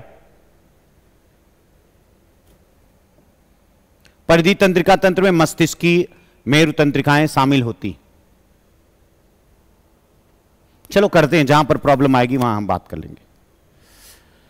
बिल्कुल, आप जानते हैं कि जैसे हम बात कर लें अगर नर्वस सिस्टम की, है ना, नर्वस सिस्टम की, तो नर्वस सिस्टम 2 पार्ट में है ना, एक सीएनएस कहते हैं हम लोग और एक को हम लोग पीएनएस कहते हैं। पर केंद्रीय तंत्रिका तंत्र और दूसरा कौन सा होता है? परिधि तंत्रिका तंत्र। केंद्रीय तंत्रिका तंत्र के अंतर्गत 2 आते हैं, आपका ब्रेन आता है और स्पाइनल कॉर्ड आता है। स्पाइनल कॉर्ड आता है। पीएनएस भी 2 टाइप का होता है, एक एसएनएस और एक एएनएस, सोमैटिक नर्वस सिस्टम और ऑटोनॉमिक नर्वस सिस्टम। ये ब्रेन, आप जानते हैं ब्रेन के कई पार्ट होते हैं। ब्रेन 3 पार्ट में बटा हुआ है। ब्रेन अग्र, मध्य और पश्च। अग्र वाले में, अग्र वाला भी 2 पार्ट में बटा हुआ है। मध्य वाला यानी जो मिड है, और एक है जो पश्च है। ठीक है। स्पाइनल कॉर्ड आप जानते हो एक पतली सी रस्सी जैसी संरचना होती है जो रिफ्लेक्स एक्शन को कवर करती है सारा का सारा। यहां पर आप देखें, अगर हम बात कर लें बेटा ब्रेन की, तो ब्रेन आपको पता है कि ये 3 पार्ट में है। ब्रेन को हम इंसेफेलॉन भी बोलते हैं बेटा, इंसेफेलॉन। क्या बोलते हैं? इंसेफेलॉन। तो ब्रेन के मैंने कहा 3 पार्ट, एक को बोलते हैं हम लोग कौन सा? Fore brain. Okay, fore brain again 2 part में बटा हुआ है। एक को सेरिब्रम बोलते हैं, सेरिब्रम, या इसको प्रमस्तिष्क बोलते हैं, प्रमस्तिष्क गोलार्ध। सेरिब्रल हेमीस्फीयर भी बोलते हैं इसको, सेरिब्रल हेमीस्फीयर। इसको क्या बोलते हैं? प्रमस्तिष्क गोलार्ध। प्रमस्तिष्क गोलार्ध भी कहते हैं, है ना। तो प्रमस्तिष्क गोलार्ध, और दूसरा होता है डाइनसेफेलॉन। डाइनसेफेलॉन, डायन नहीं, डाइन। डाई है, डाई और फिर इंसेफेलॉन, डाइनसेफेलॉन। ओके, तो डाइनसेफेलॉन। और इस वाले पॉइंट की अगर हम बात करते हैं, इसको और हम छोटा करेंगे। ये प्रमस्तिष्क गोलार्ध अगेन 4 पार्ट में बटा। एक को हम बोलते हैं बेटा फ्रंटल, जो आगे वाला ये भाग आपको दिखाई दे रहा है, ये है फ्रंटल। दूसरा ये जो ऊपर वाला भाग है, इसको हम बोलते हैं पैराइटल।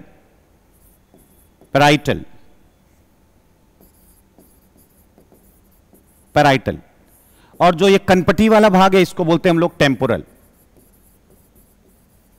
और जो ये पीछे वाला जो भाग होता है, यहां ऊपर का पीछे, जहां से आप उभरा देख रहे हैं, उभरे वाले के जस्ट ऊपर, इसको हम बोलते हैं ऑक्सीपिटल।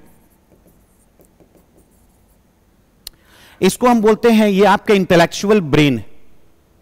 ये इंटेलेक्चुअल ब्रेन का मतलब है, आप यहां पर ढेर सारे सेंटर होते हैं, यानी यहां पर, यहीं से आप बोलते हैं, स्पीकिंग करते हैं, स्पीकिंग, स्टडी, राइटिंग यानी रीडिंग, राइटिंग, थिंकिंग, रीजनिंग, सारा जितना भी इंटेलेक्चुअलिटी से रिलेटेड है, इंटेलेक्चुअल, वो सारा का सारा ये ब्रेन होता, ये पार्ट है ना। ओके, ये सारा सब चीजों को कंट्रोल करता है फ्रंटल।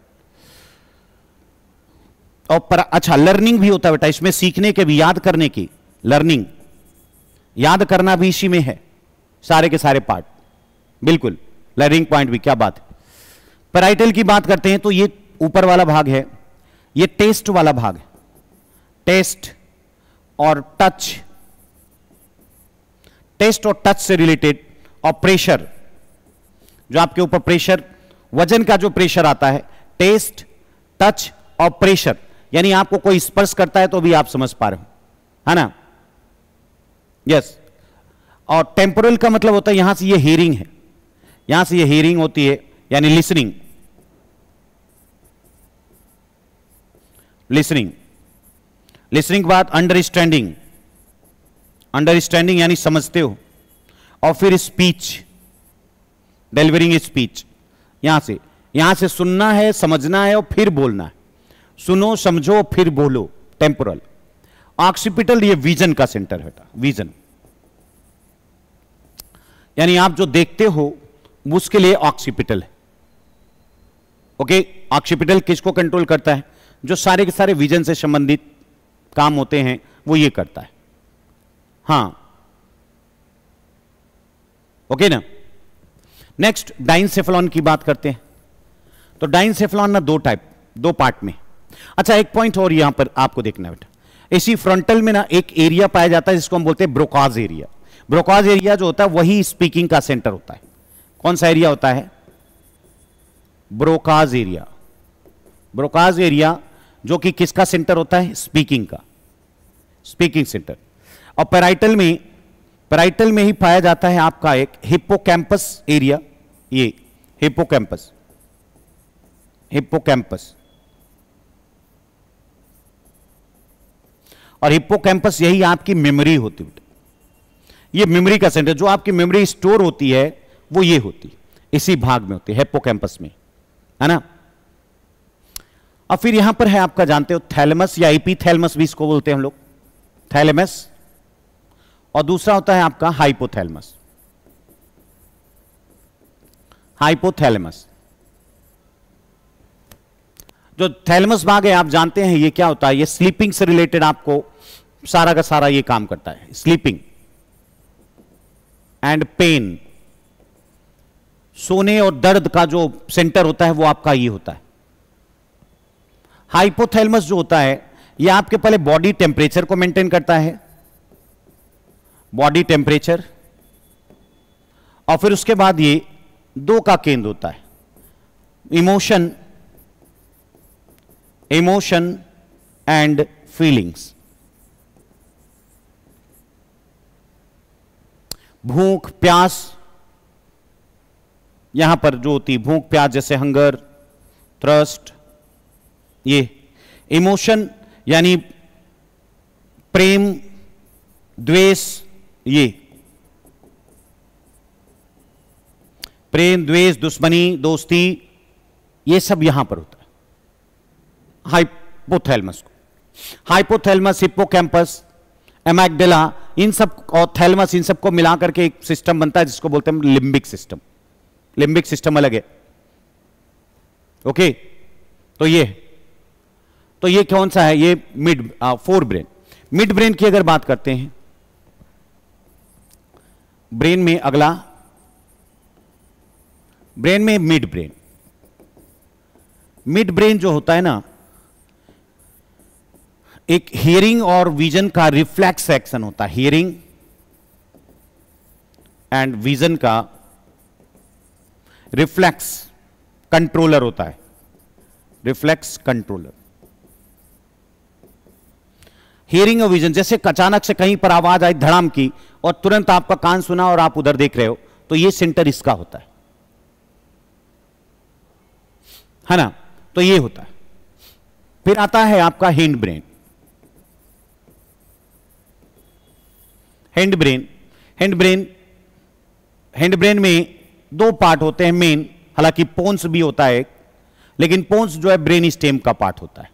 तो लिख देते हैं, एक पोन्स है, एक मेडुला ऑब्लोंगेटा, मेडुला ऑब्लोंगेटा, और सेरिबेलम, सेरेबेलम, ओके। तो पोन्स जो होता है ये जंक्शन होता है, ये ब्रिज बनाता है। हालांकि ये सारे के सारे जितना भी ये रिले सेंटर की तरह काम करता है बेटा, एक रिले सेंटर है। रिले सेंटर का मतलब एक तरफ से मैसेज को लेता है, दूसरी तरफ से भेजता है और कनेक्ट करता है किसको, मिड ब्रेन से हिंड ब्रेन से, हिंड ब्रेन को। मेडुला ऑब्लोंगेटा जो इनवॉलंटरी एक्टिविटीज होती है, इनवॉलंटरी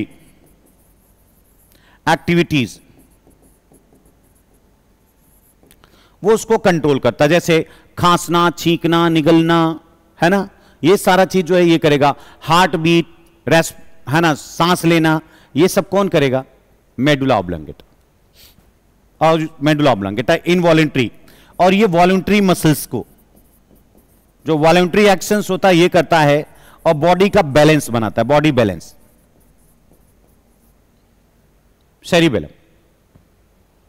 ओके, ये बात क्लियर हो गई। हमारे पूरे नर्वस सिस्टम को बनाने वाला जो होता है, एक सेल होता है जिसको हम बोलते हैं न्यूरॉन। आप जानते हैं न्यूरॉन, न्यूरॉन कुछ इस टाइप से होती है, आप अगर देखें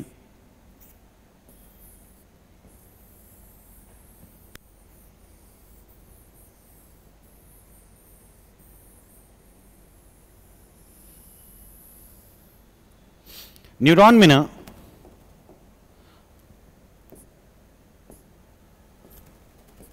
ये देखिए, न्यूरॉन में ऐसे बहुत पतली पतली शाखाएं निकली होती बेटा, हर जगह पर।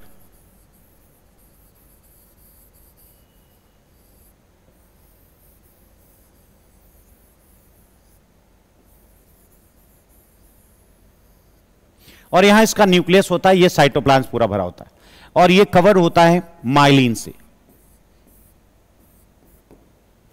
ऐसी होती है। इसको हम सेल बॉडी बोलते हैं, जो मेन सेल का है इसको हम क्या बोलते हैं, ये सेल बॉडी। इसको हम बोलते हैं डेंड्राइट्स, डेंड्राइट्स, और ये कहलाता है बेटा एक्सॉन, एक्सॉन कहलाता है। और इसके ऊपर ये जो कवर है ये स्वान सेल की बनी है, जिसको हम बोलते हैं माइलिन शीथ। माइलिन शीथ रहने पर इसकी जो फ्लो है ये स्पीड बढ़ाता है।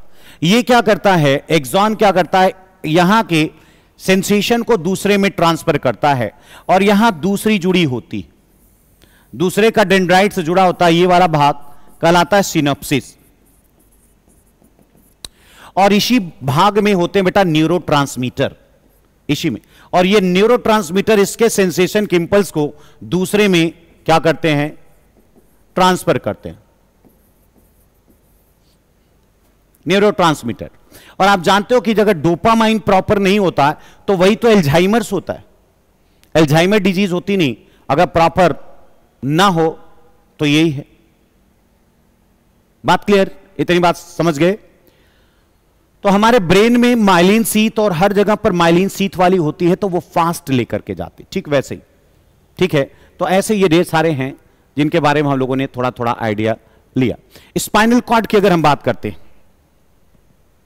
स्पाइनल कॉर्ड, स्पाइनल कॉर्ड जो होता है बेटा, इसका काम होता है रिफ्लेक्स एक्शन को कंट्रोल करना, रिफ्लेक्स एक्शन। ये रिफ्लेक्स एक्शन को कवर करता है। ये देखिए इस तरीके से ये होता है, और यहां एक मेडुलरी जो क्या होती है, इंटरमीडिएट न्यूरॉन्स होती, जैसे कहीं भी इफेक्टर होता है ये यहां से पहुंचता है और फिर ये रिस्पॉन्ड करता है और फिर ये जाकर के इफेक्ट करता है। इस वाले को हम लोग सेंसरी बोलते हैं, सेंसरी न्यूरॉन, यानी जो इफेक्टर से सेंसेशन को ले जाता है और जो ले करके आता है उसको हम बोलते हैं मोटर न्यूरॉन। और ये वाला जो आर्क बना है इसी को हम लोग रिफ्लेक्स आर्क बोलते बेटा, रिफ्लेक्स आर्क। रिफ्लेक्स आर्क के थ्रू ही रिफ्लेक्स एक्शन आपके बॉडी में जाता है स्पाइनल कॉर्ड में और फिर वहां से आता है। क्लियर, बात क्लियर। तो रिफ्लेक्स एक्शन स्पाइनल कॉर्ड पूरा का पूरा कवर करता है, यानी तीन इसमें, एक इंटरमीडिएट नर्व्स होती है जो यहां से पहुंचता है, इससे ये सारा सारा इंफॉर्मेशन लेता है और फिर ऑर्डर लेकर के मोटर पहुंच जाता है इफेक्टर पे, ठीक है। तो रिफ्लेक्स एक्शन, जैसे आप गर्म पानी है, गर्म बॉटल को जैसे टच किया, आपका हाथ जला तो उसको आपने पीछे खींच लिया, ठीक है ना। तो ये सारी बातें, ओके, स्पाइनल कॉर्ड। ठीक, बात क्लियर यहां। अब बात होता है कि जो स्पाइनल कॉर्ड के बाद आता है आपका पीएनएस, पेरिफेरल नर्वस सिस्टम। तो बॉडी से जैसे ये देखिए, ये आपका सेंट्रल नर्वस सिस्टम, तो यहां से जितने भी वायर निकले होते हैं बेटा आपके पूरे शरीर में, हाथ पैर पूरे शरीर में, ये इसको बोलते हैं, ये है पीएनएस। ये सारे जो वायर होते हैं, ये सब नर्व फाइबर, उनको हम लोग पीएनएस बोलते हैं। पीएनएस दो पार्ट में, पीएनएस दो पार्ट में है। मैंने कहा एक सोमैटिक और एक ऑटोनॉमस, एएनएस।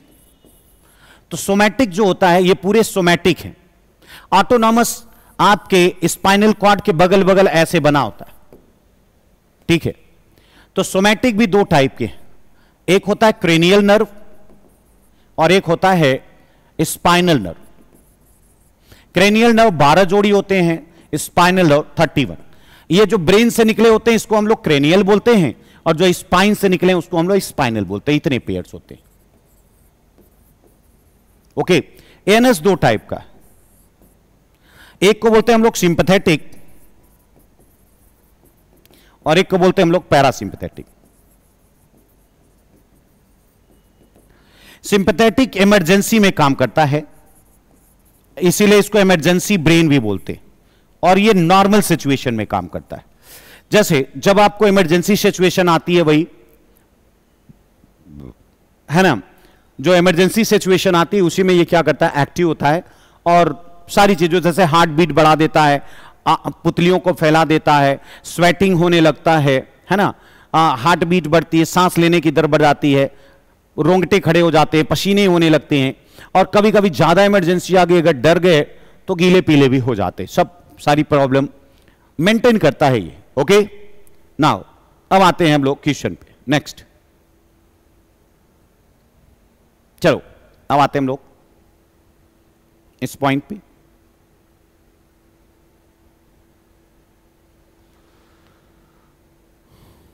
हिंदी में ही तो बोला, कौन सा हम अंग्रेजी बोल रहे थे।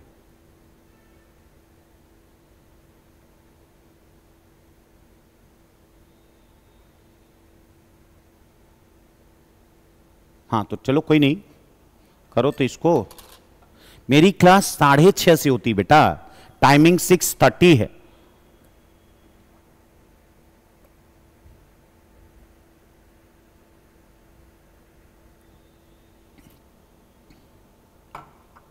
मेरे पास 6:30 का ही है नोटिस। मेडुला ऑब्लोंगेटा हार्ट बीट और श्वसन जैसे अनैच्छिक कार्यों को नियंत्रित करता है। सेरिबेलम सोचने बुद्धिमत्ता, सेरिबेलम की बात कर आई, तो यानी तो ये तो गलत हो गया। बुद्धिमत्ता और स्मृति तो ये नहीं करती, कौन करता है, एक, है ना। नेक्स्ट, संवेदी तंत्रिकाएं संदेश को इंद्रियों से सीएनएस तक ले जाती।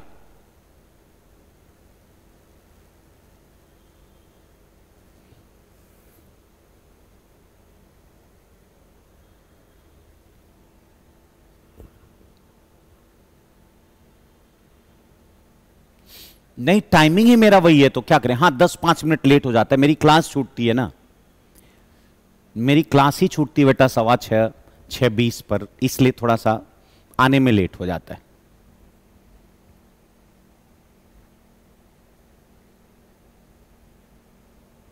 क्वेश्चन नंबर आप नहीं करते हैं ना, तो नहीं समझ में आता कि आप किसको बोल रहे हो। 30 का, संवेदी तंत्रिकाएं संदेश को इंद्रियों से सेंस तक ले जाती हैं। प्रेरक तंत्रिकाएं यानी मोटर जो है मांसपेशियों से ग्रंथियों तक लेके जाती हैं। Motor neurons carry message from CNS to muscles और ग्लैंड्स। क्लियर है ना, तो यानी दोनों बात तो सही है। गुड, दोनों सही। Reflex action is an autonomic quick and involuntary response to a stimulus, यानी एक, हां इसको प्रतिवर्ती या परावर्त क्रिया, इसको रिफ्लेक्स एक्शन बोलते हैं बेटा। रिफ्लेक्स एक्शन, परावर्ती क्रिया या परावर्त क्रिया, एक ही बात। एक स्वतः तीव्र अनैच्छिक प्रतिक्रिया होती क्या, बोलो। परावर्त क्रियाएं हमेशा मस्तिष्क द्वारा नियंत्रित होती हैं।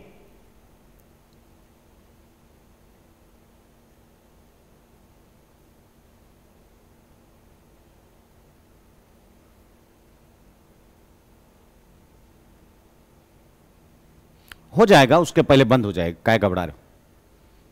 बीसी क्वेश्चन तो है, छोटे छोटे हैं। कौन सी? मस्तिष्क द्वारा। नहीं, मस्तिष्क तो ये करता ही नहीं है, मैंने अभी आपको बताया ये सारा कंट्रोल किसके हाथ में है। गुड।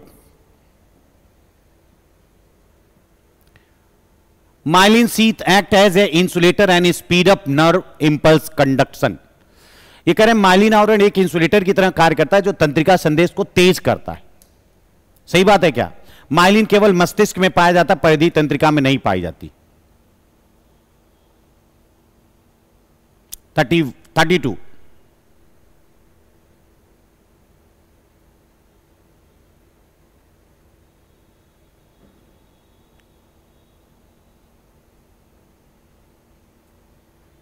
बिल्कुल, यानी ये वाली बात तो नहीं है, मस्तिष्क में ही नहीं सब में पाई जाती है, ऐसा थोड़ी है। माइलिन शीथ वाली नहीं रहेगी तो आप तेजी के साथ में कैसे आएगा इंफॉर्मेशन? यानी ये गलत है, first is the correct. Synapses दो तंत्रिकाओं के बीच का संपर्क बिंदु होता क्या? सिनेप्सिस। न्यूरोट्रांसमीटर सिनेप्सिस के पार संकेतों को ले जाते हैं।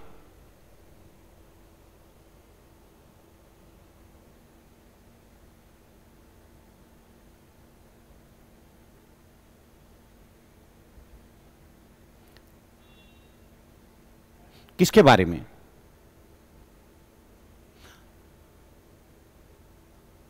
माइलिन शीथ हमने तो बताया।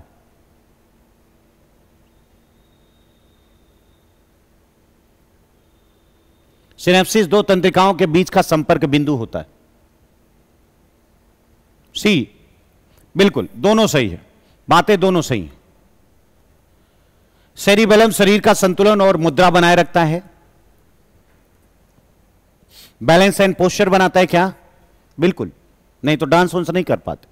Damage to cerebrum can lead to loss of coordination. ये कह रहा सेरिबेलम अगर डैमेज हो जाए तो आप अपनी समन्वय कर पाएंगे बॉडी का।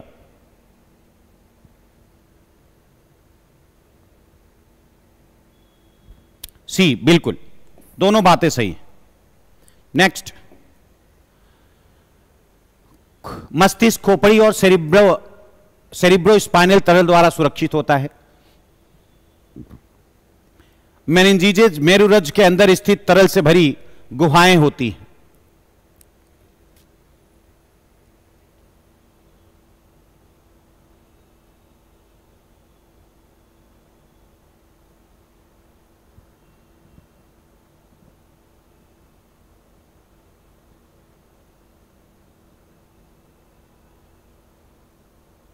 बिल्कुल, फर्स्ट सही है ना।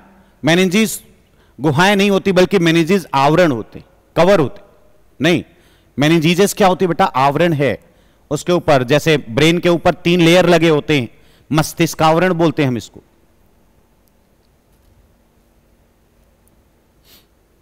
ठीक है, तो मेनिंजीज जो है मेरुरज्जु नहीं, चाहे मेरु हो,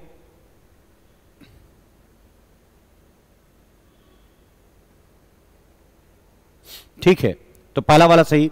गुहाएं नहीं बल्कि मस्तिष्क की सुरक्षा देने वाले आवरण होते बेटा, आवरण यानी मेम्ब्रेन होती हैं जो पाई जाती। जैसे ब्रेन है तो 3 पाई जाती है, ड्यूरामीटर, अरेक्नॉइड और पायामेटर, 3, तो ये दोनों में पाई जाती।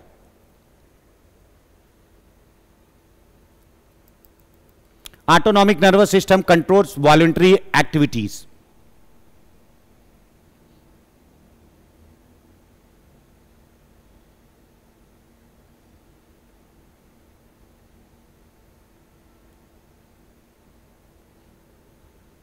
स्वायत्त तंत्रिका तंत्र इच्छाधीन क्रियाओं का नियंत्रण करता है। सिंपैथेटिक और पैरासिम्पैथेटिक प्रणाली स्वायत्त तंत्रिका का भाग है।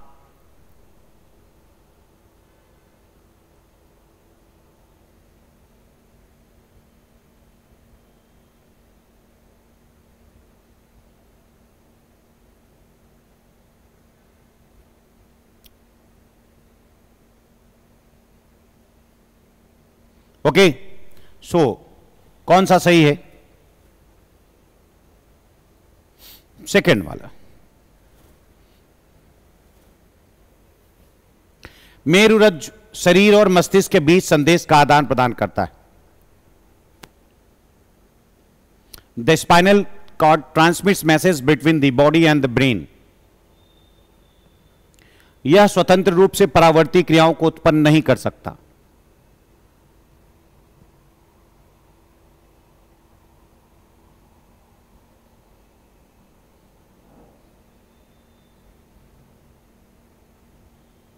ओके,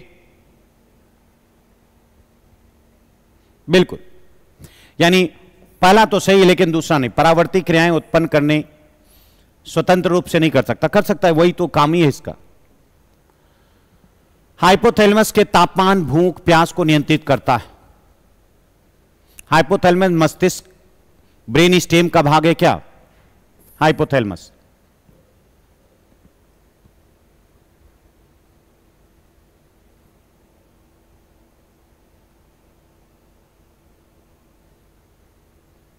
बोलिए।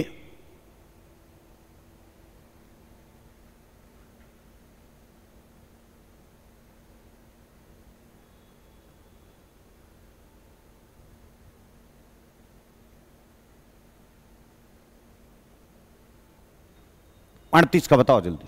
ए, हाँ बिल्कुल ए सही है, दूसरा नहीं, बस इसका भाग नहीं है। तंत्रिका कोशिकाएं चोट के बाद शीघ्र पुनर्जनन कर सकती हैं क्या? तंत्रिका कोशिकाओं में क्या फिर से पुनरुद्भवन या पुनर्जनन की क्षमता है? बोलो।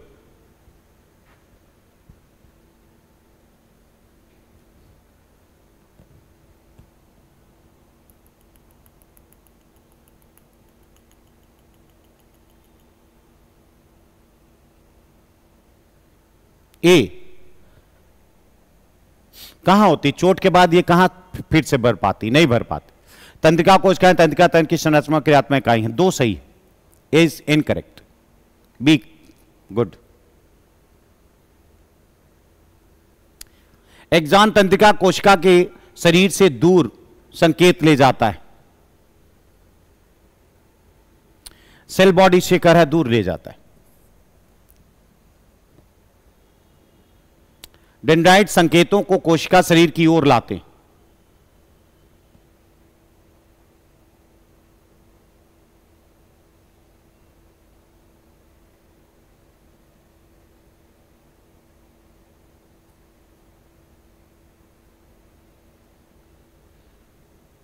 बोलो। एक्सॉन तंत्रिका को दूर ले जाता है, डेंड्राइट संकेतों कोशिका शरीर की ओर लाते हैं। बिल्कुल, दोनों बात सही है ना।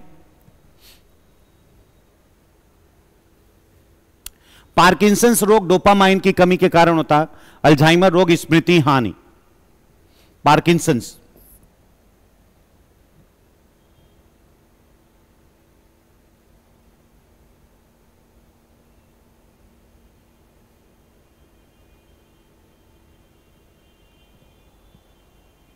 यस बिल्कुल, पार्किंसंस डोपामाइन की वजह से हुई, यानी दोनों सही।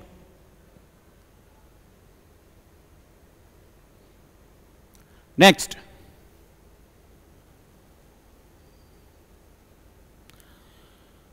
the sensory and motor neuron is a reflex arc are connected directly without any intermediate neuron। क्या बिना इंटरमीडिएट न्यूरॉन के ये सीधे जुड़ी होती हैं क्या एक दूसरे से? या inter neurons in the spinal cord connect sensory and motor neuron in reflex action। Reflex action में सीधे जुड़ी होती है या बीच में कोई और भी होती है?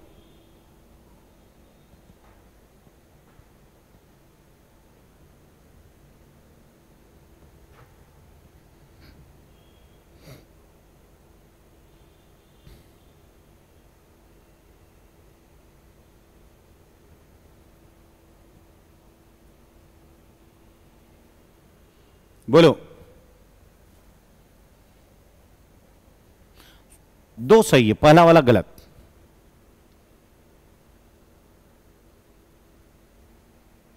है ना। नेक्स्ट, न्यूरोहाइपोफाइसिस के बारे में कथन चुने। न्यूरोहाइपोफाइसिस हाइपोथैलेमस द्वारा स्रावित हार्मोन की स्टोर और रिलीज करता है। यह अपने स्वयं के हार्मोन स्रावित करता है। यह मनुष्य में खराब, विकसित और कार्यहीन है। यह एडिनो हाइपोफाइसिस द्वारा उत्पादित हार्मोन को स्टोर करता है। ये देखो, ये आप जानते हैं, ये जो पिट्यूटरी है, पिट्यूटरी के दो पार्ट होते हैं। अग्र वाले को हम लोग एडिनो हाइपोफाइसिस बोलते हैं, एडिनो हाइपोफाइसिस, और पश्च वाले को हम लोग बोलते हैं न्यूरो हाइपोफाइसिस, न्यूरो हाइपोफाइसिस।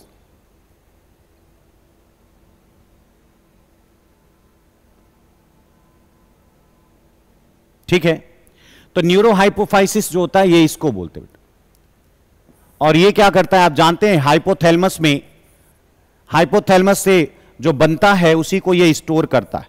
जो दो निकालता है ना ये हार्मोन, ऑक्सीटोसिन और वेसोप्रेसिन, वो वास्तव में हाइपोथैलेमस में बनता है, यहां आता है और फिर ये निकालता है। न्यूरॉन है ना ये न्यूरो, इसीलिए न्यूरो हाइपोफाइसिस बोलते हैं, है ना। यस, इसीलिए क्योंकि न्यूरॉन से है इसलिए न्यूरो हाइपोफाइसिस। ये खुद अपना बनाता है, इसलिए इसको एडिनो हाइपोफाइसिस बोलते हैं। नेक्स्ट, नींद जगाने वाले चक्र मासिक धर्म को बनाए रखने वाला कौन सा है? प्रोजेस्टेरॉन, मेलेटोनिन, ऑक्सीटोसिन या एमएसएच?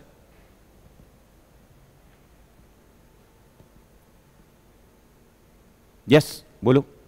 खत्म पर हैं हम लोग, जल्दी से कवर करते हैं।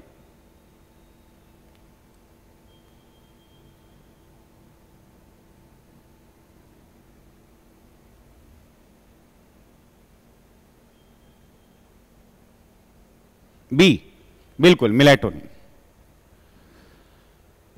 Triple F gland for fight, fright and flight is, देखो ये सिंपल है इसलिए इसका एक्सप्लेनेशन आपको नहीं दिया गया।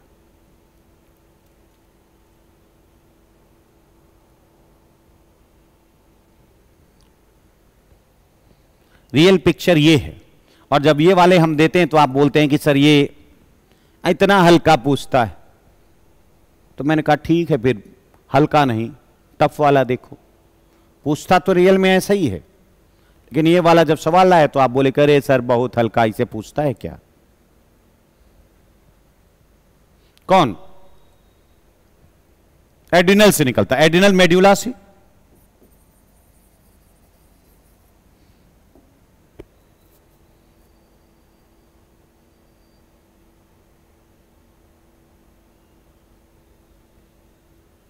मधुमेह इंसिपिडस, या इसी को हम लोग बोलते हैं उदक मेह बेटा,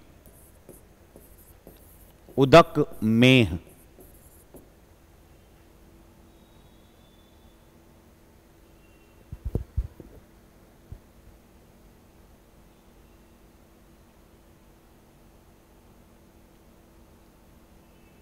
बिल्कुल, किससे निकलता है, किस हार्मोन की वजह से?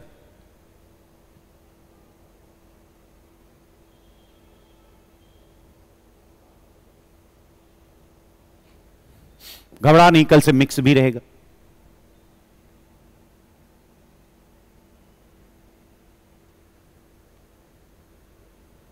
डीएनए की दुई पेचदार संरचना किसके द्वारा दी गई?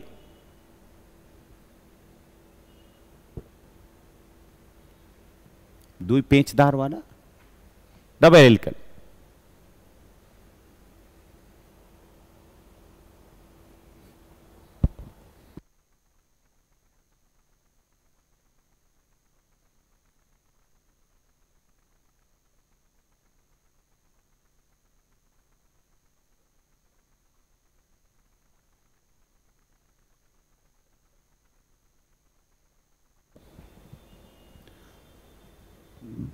बिल्कुल, वाटसन और क्रिक ने।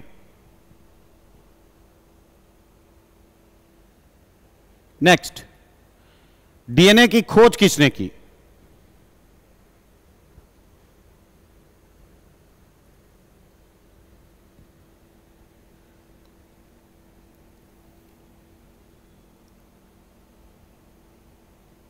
अच्छा, इंसुलिन होगा क्या?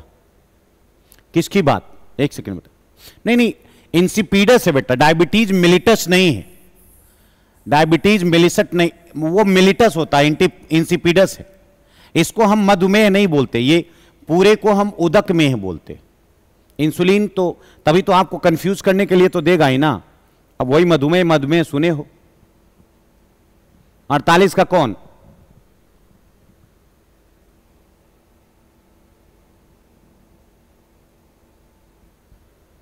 अड़तालीस का ये फ्रेडरिक मिसर ने किया था बेटा। ये कह रहे हैं कि हु डिस्कवर डीएनए, कौन किया था? फ्रेडरिक मिसर ने किया था ना। तो इसमें कहां फ्रेडरिक मिसर? ग्रेगर मेंडल ने किया था। अच्छा, ग्रेगर मेंडल साहब ने किया, ग्रेगर जॉन मेंडल। हैं? सब लोग मनमानी मार रहे हो। हां, किसी भी क्या होते हैं बेटा, chromosome number in any species, Chhattisgarh PCS में आता।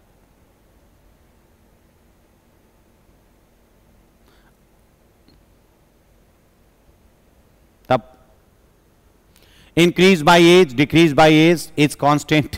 अरे कभी गुणसूत्र भी बढ़ता घटता है क्या? Genetics, good. Last class, last, निम्नलिखित में कौन जीवित कोशिकाओं के वंशानुगत लक्षण को नियंत्रित करने के लिए जिम्मेदार है? Enzyme, hormone, RNA, DNA. Which are the following response for the controlling heredity characters of the living cell?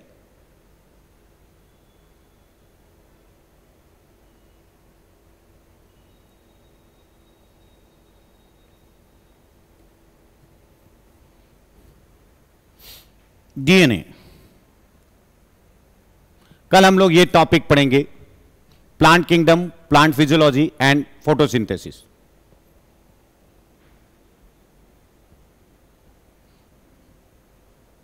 कैसा रहा? आया मजा? कुछ लोग तो बोलते हैं सर मजा नहीं आ रहा है। अरे मजे के लिए आते हो या सवाल करने आते हो? अब बताओ, अब किसको क्या प्रॉब्लम है?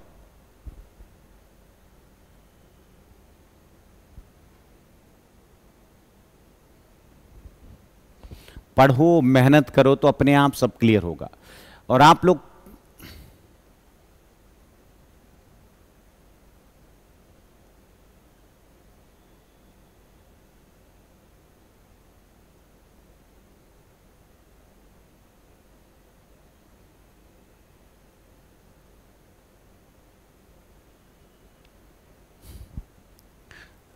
मेहनत करो तो आएगा। सारी चीज एग्जाम के ही इक्विवेलेंट है। एग्जाम में क्या होगा, एक जैसे एक को क्लियर करो, यहां पर हर सेंटेंस आपको एक क्लियर करा रहा है क्वेश्चन। आएंगे सब वैसे ही, ठीक है। चलिए फिर मिलते हैं कल। आरएस फैक्टर, यहां देखिए, आरएस फैक्टर की बात। आरएस फैक्टर क्या होता है आप जानते हैं? आरएस फैक्टर को थोड़ा समझो।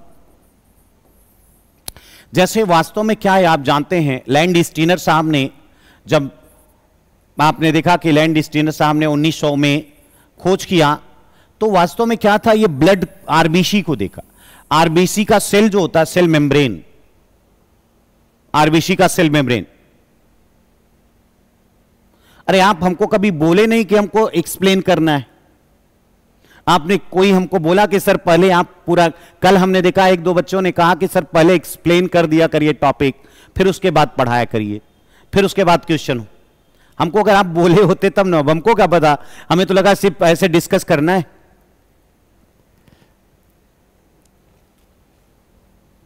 ओके, तो जो लैंड स्टीनर साहब ने कैसे किया, आरबीसी को लिया और आरबीसी के आधार पर सारा उसके देखा कि इसके सेल मेम्ब्रेन पे क्या पाया जा रहा है। उन्होंने देखा कि कुछ, भाई आपको पता है सेल मेम्ब्रेन प्रोटीन और फास्फोलिपिड की तो बनी होती, फास्फोलिपिड और प्रोटीन की बनी। तो स्पेशल टाइप की ग्लाइकोप्रोटीन जब पाई जाने लगी तो उसी के आधार पर उन्होंने रखा। एक देखा ए टाइप की है, दूसरे वाले में इन्होंने क्या देखा कि दूसरे वाले में इन्होंने देखा कि दूसरे टाइप की पाई जा रही है, दूसरे में दूसरे टाइप की पाई जा रही है। तीसरे में इन्होंने क्या देखा, अरे देखा कि अरे इसमें तो ये वाली भी पाई जा रही है और ये वाली भी पाई जा रही है, दोनों पाई जा रही है।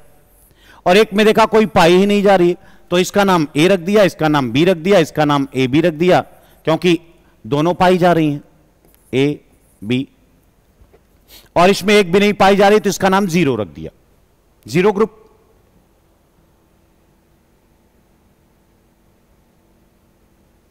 Okay, God bless you my child Kunal.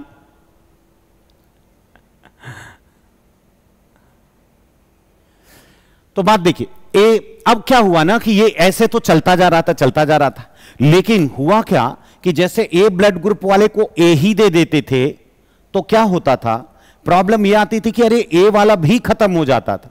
तब बाद में 40 वर्षों बाद आपने देखा कि 1940 में क्या हुआ, लैंडस्टीनर अपने एक सहपाठी के साथ आए, उन्होंने देखा एक बंदर है, तो बंदर के आरबीसी में देखा कि अरे बंदर के आरबीसी में एक स्पेशल टाइप का प्रोटीन पाया जाता है, और उन्होंने देखा कि ये स्पेशल टाइप का प्रोटीन मानव में भी पाया जाने लगा। तो मानव में जब पाया जाता है, ये मतलब अगर ये कहे कि अगर एक पाया जा रहा है यहां पर, मान लीजिए ए पाया जा रहा है, अगर साथ में ये भी पाया जाने लगेगा तो इसको इन्होंने कहा अब हम क्या बोलें, तो इसको बोला ए प्लस, और जिसमें नहीं पाया जाएगा उसको बोलेंगे ए माइनस, यानी A positive A negative on the basis of presence and absence of RS factor. और अगर इस वाले को अगर हम यहां पर दे देंगे बेटा, तो आप देख सकते हैं कि इसके पास है, वास्तव में जानते हैं इसका WBC खड़ा हो जाएगा कि भाई तुम कहां से आ गए, क्योंकि ये नया आ गया ना, तो ये इसको मार देता है। लेकिन अगर यहां से इसको दे दिया तो भाई कोई नया आया ही नहीं, ये तो ऑलरेडी है इस पर ना, तो इसका WBC कोई नहीं डालता है, इसीलिए आरएस फैक्टर डिस्टर्ब करता है। बात क्लियर, समझ में आया? तो आरएस फैक्टर ये, यानी अगर जिसका पॉजिटिव है, जैसे बी पॉजिटिव है, इसका मतलब कि वो आरएस फैक्टर वाला है, और अगर बी नेगेटिव है इसका मतलब आरएस फैक्टर उसमें नहीं है। बात क्लियर? यस, आरएस फैक्टर अगर नहीं है, ध्यान दीजिएगा बेटा, जैसे आप एंटीबॉडी समझते हो ना, एंटीबॉडी से नहीं रिलेशन होता। यहां पर एक बात पॉइंट सुनिएगा, आप ध्यान से समझिएगा, जब आप खोले हो तो इसको समझो आराम से। देखिए, जैसे आप जानते हो ए बी एंड ओ, ये ध्यान समझिएगा बस 2 मिनट के लिए। आप इसको नहीं दे सकते, क्यों? क्योंकि इसके पास अलग एंटीजन है, इसके पास अलग एंटीजन है, और इन दोनों के पास तो 2 टाइप के एंटीजन है, और इस पे है ही नहीं। देखो, इसको आप नहीं दे सकते क्योंकि इसका एंटीबॉडी से मतलब नहीं, एंटीबॉडी तो एक्टिवेट करने के लिए होता है, एंटीबॉडी जस्ट फॉर एक्टिवेटिंग। ये क्या होता है, इसको क्यों नहीं दे सकते? क्योंकि इसका जो WBC है, आप जानते हो किसी भी का इसका WBC अलग होगा, इसका अलग होगा, सबका तो अपना अपना WBC है ना भाई। आपके ब्लड में WBC है, दूसरे के ब्लड में नहीं है क्या? तो ये WBC क्या करता है, अगर ये मान लीजिए कभी आ गया तो ये वाले ब्लड में क्या कभी था? नहीं था, तो इसके साथ ये लड़ेगा, मार देगा। लेकिन अगर ये यहां से इसमें चला जाए तो आप देखें कि ये WBC इसको कुछ नहीं बोलेगा, क्यों? क्योंकि ऑलरेडी है इसके पास, तो बोलेगा अच्छा है तो कोई दिक्कत नहीं। ओके, बात क्लियर? और इस वाले को भी आप अगर इसमें देंगे तो भी चला जाए, क्योंकि इसमें भी है। लेकिन अगर इस वाले को अगर इसमें दें तो आप थोड़ा सा देखिए, ये तो है लेकिन ये दूसरा नहीं, तो इसका WBC उसको मार देगा। लेकिन ये कहीं भी आ जा सकता है, इसमें, क्योंकि कोई इनको पता ही नहीं, इसका WBC समझ ही नहीं पाएगा कोई आ रहा है कि नहीं आ रहा है। बात क्लियर? कोई आ रहा है कि नहीं आ रहा है, कहां पता चलेगा? ऐसे ही होता है बेटा एंटीजन। जब मान लीजिए अगर ए पॉजिटिव की बात करें तो ये पॉजिटिव ये है, और ये एंटीजन RH है, ये RH है, और ये क्या है? ए है। और यहां पर एक सिंपल जिसके पास ए है, और इसमें तो सिर्फ ए वाला है, यानी ए पॉजिटिव और ए नेगेटिव। जब बेटा ये दूसरे व्यक्ति का है, इसमें WBC अपना है और इसका WBC अपना है। WBC आप जानते हैं, आपके ब्लड में अगर फालतू कोई चीज आएगा, कोई भी चीज आएगा, तो याद रखना बेटा कि कभी भी क्या होगा कि कभी ये बर्दाश्त नहीं करेगा। WBC सोल्जर है ना, तो अब ये वाला देखो, अच्छा ये वाला अगर इस व्यक्ति को जिसका ये है इसको दे देंगे तो इसके पास WBC, इनको देख, इसको तो ठीक है पहचानेगा, लेकिन ये वाला कहां से आ गया? इसके साथ इनकम्पैटिबिलिटी हो जाती है, यानी इनके साथ में एडजस्ट नहीं करता। लेकिन अगर ये इसमें आ जाए तो इसका WBC कहां, इसको तो पहचान रहा है ना, और तो कोई आया ही नहीं है, तो यही होता इनकम्पैटिबिलिटी। अगर एक इधर से तो सही है लेकिन इधर से नहीं जा सकता, अगर जाएगा तो मार दिया जाएगा। बात क्लियर?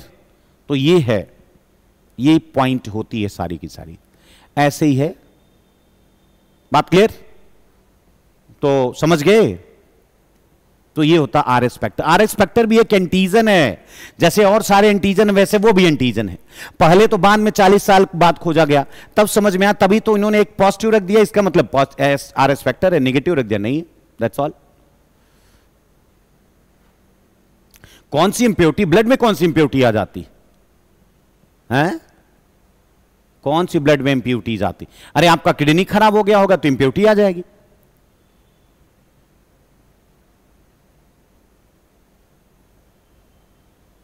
पॉजिटिव वाला नहीं दे सकते। पॉजिटिव देखिए, पॉजिटिव पॉजिटिव को दे सकते हो लेकिन पॉजिटिव नेगेटिव को नहीं दे सकते। नेगेटिव वाला तो नेगेटिव को भी दे सकते, पॉजिटिव को भी दे सकते, क्योंकि कोई नया आया ही नहीं। Is that clear? हाँ,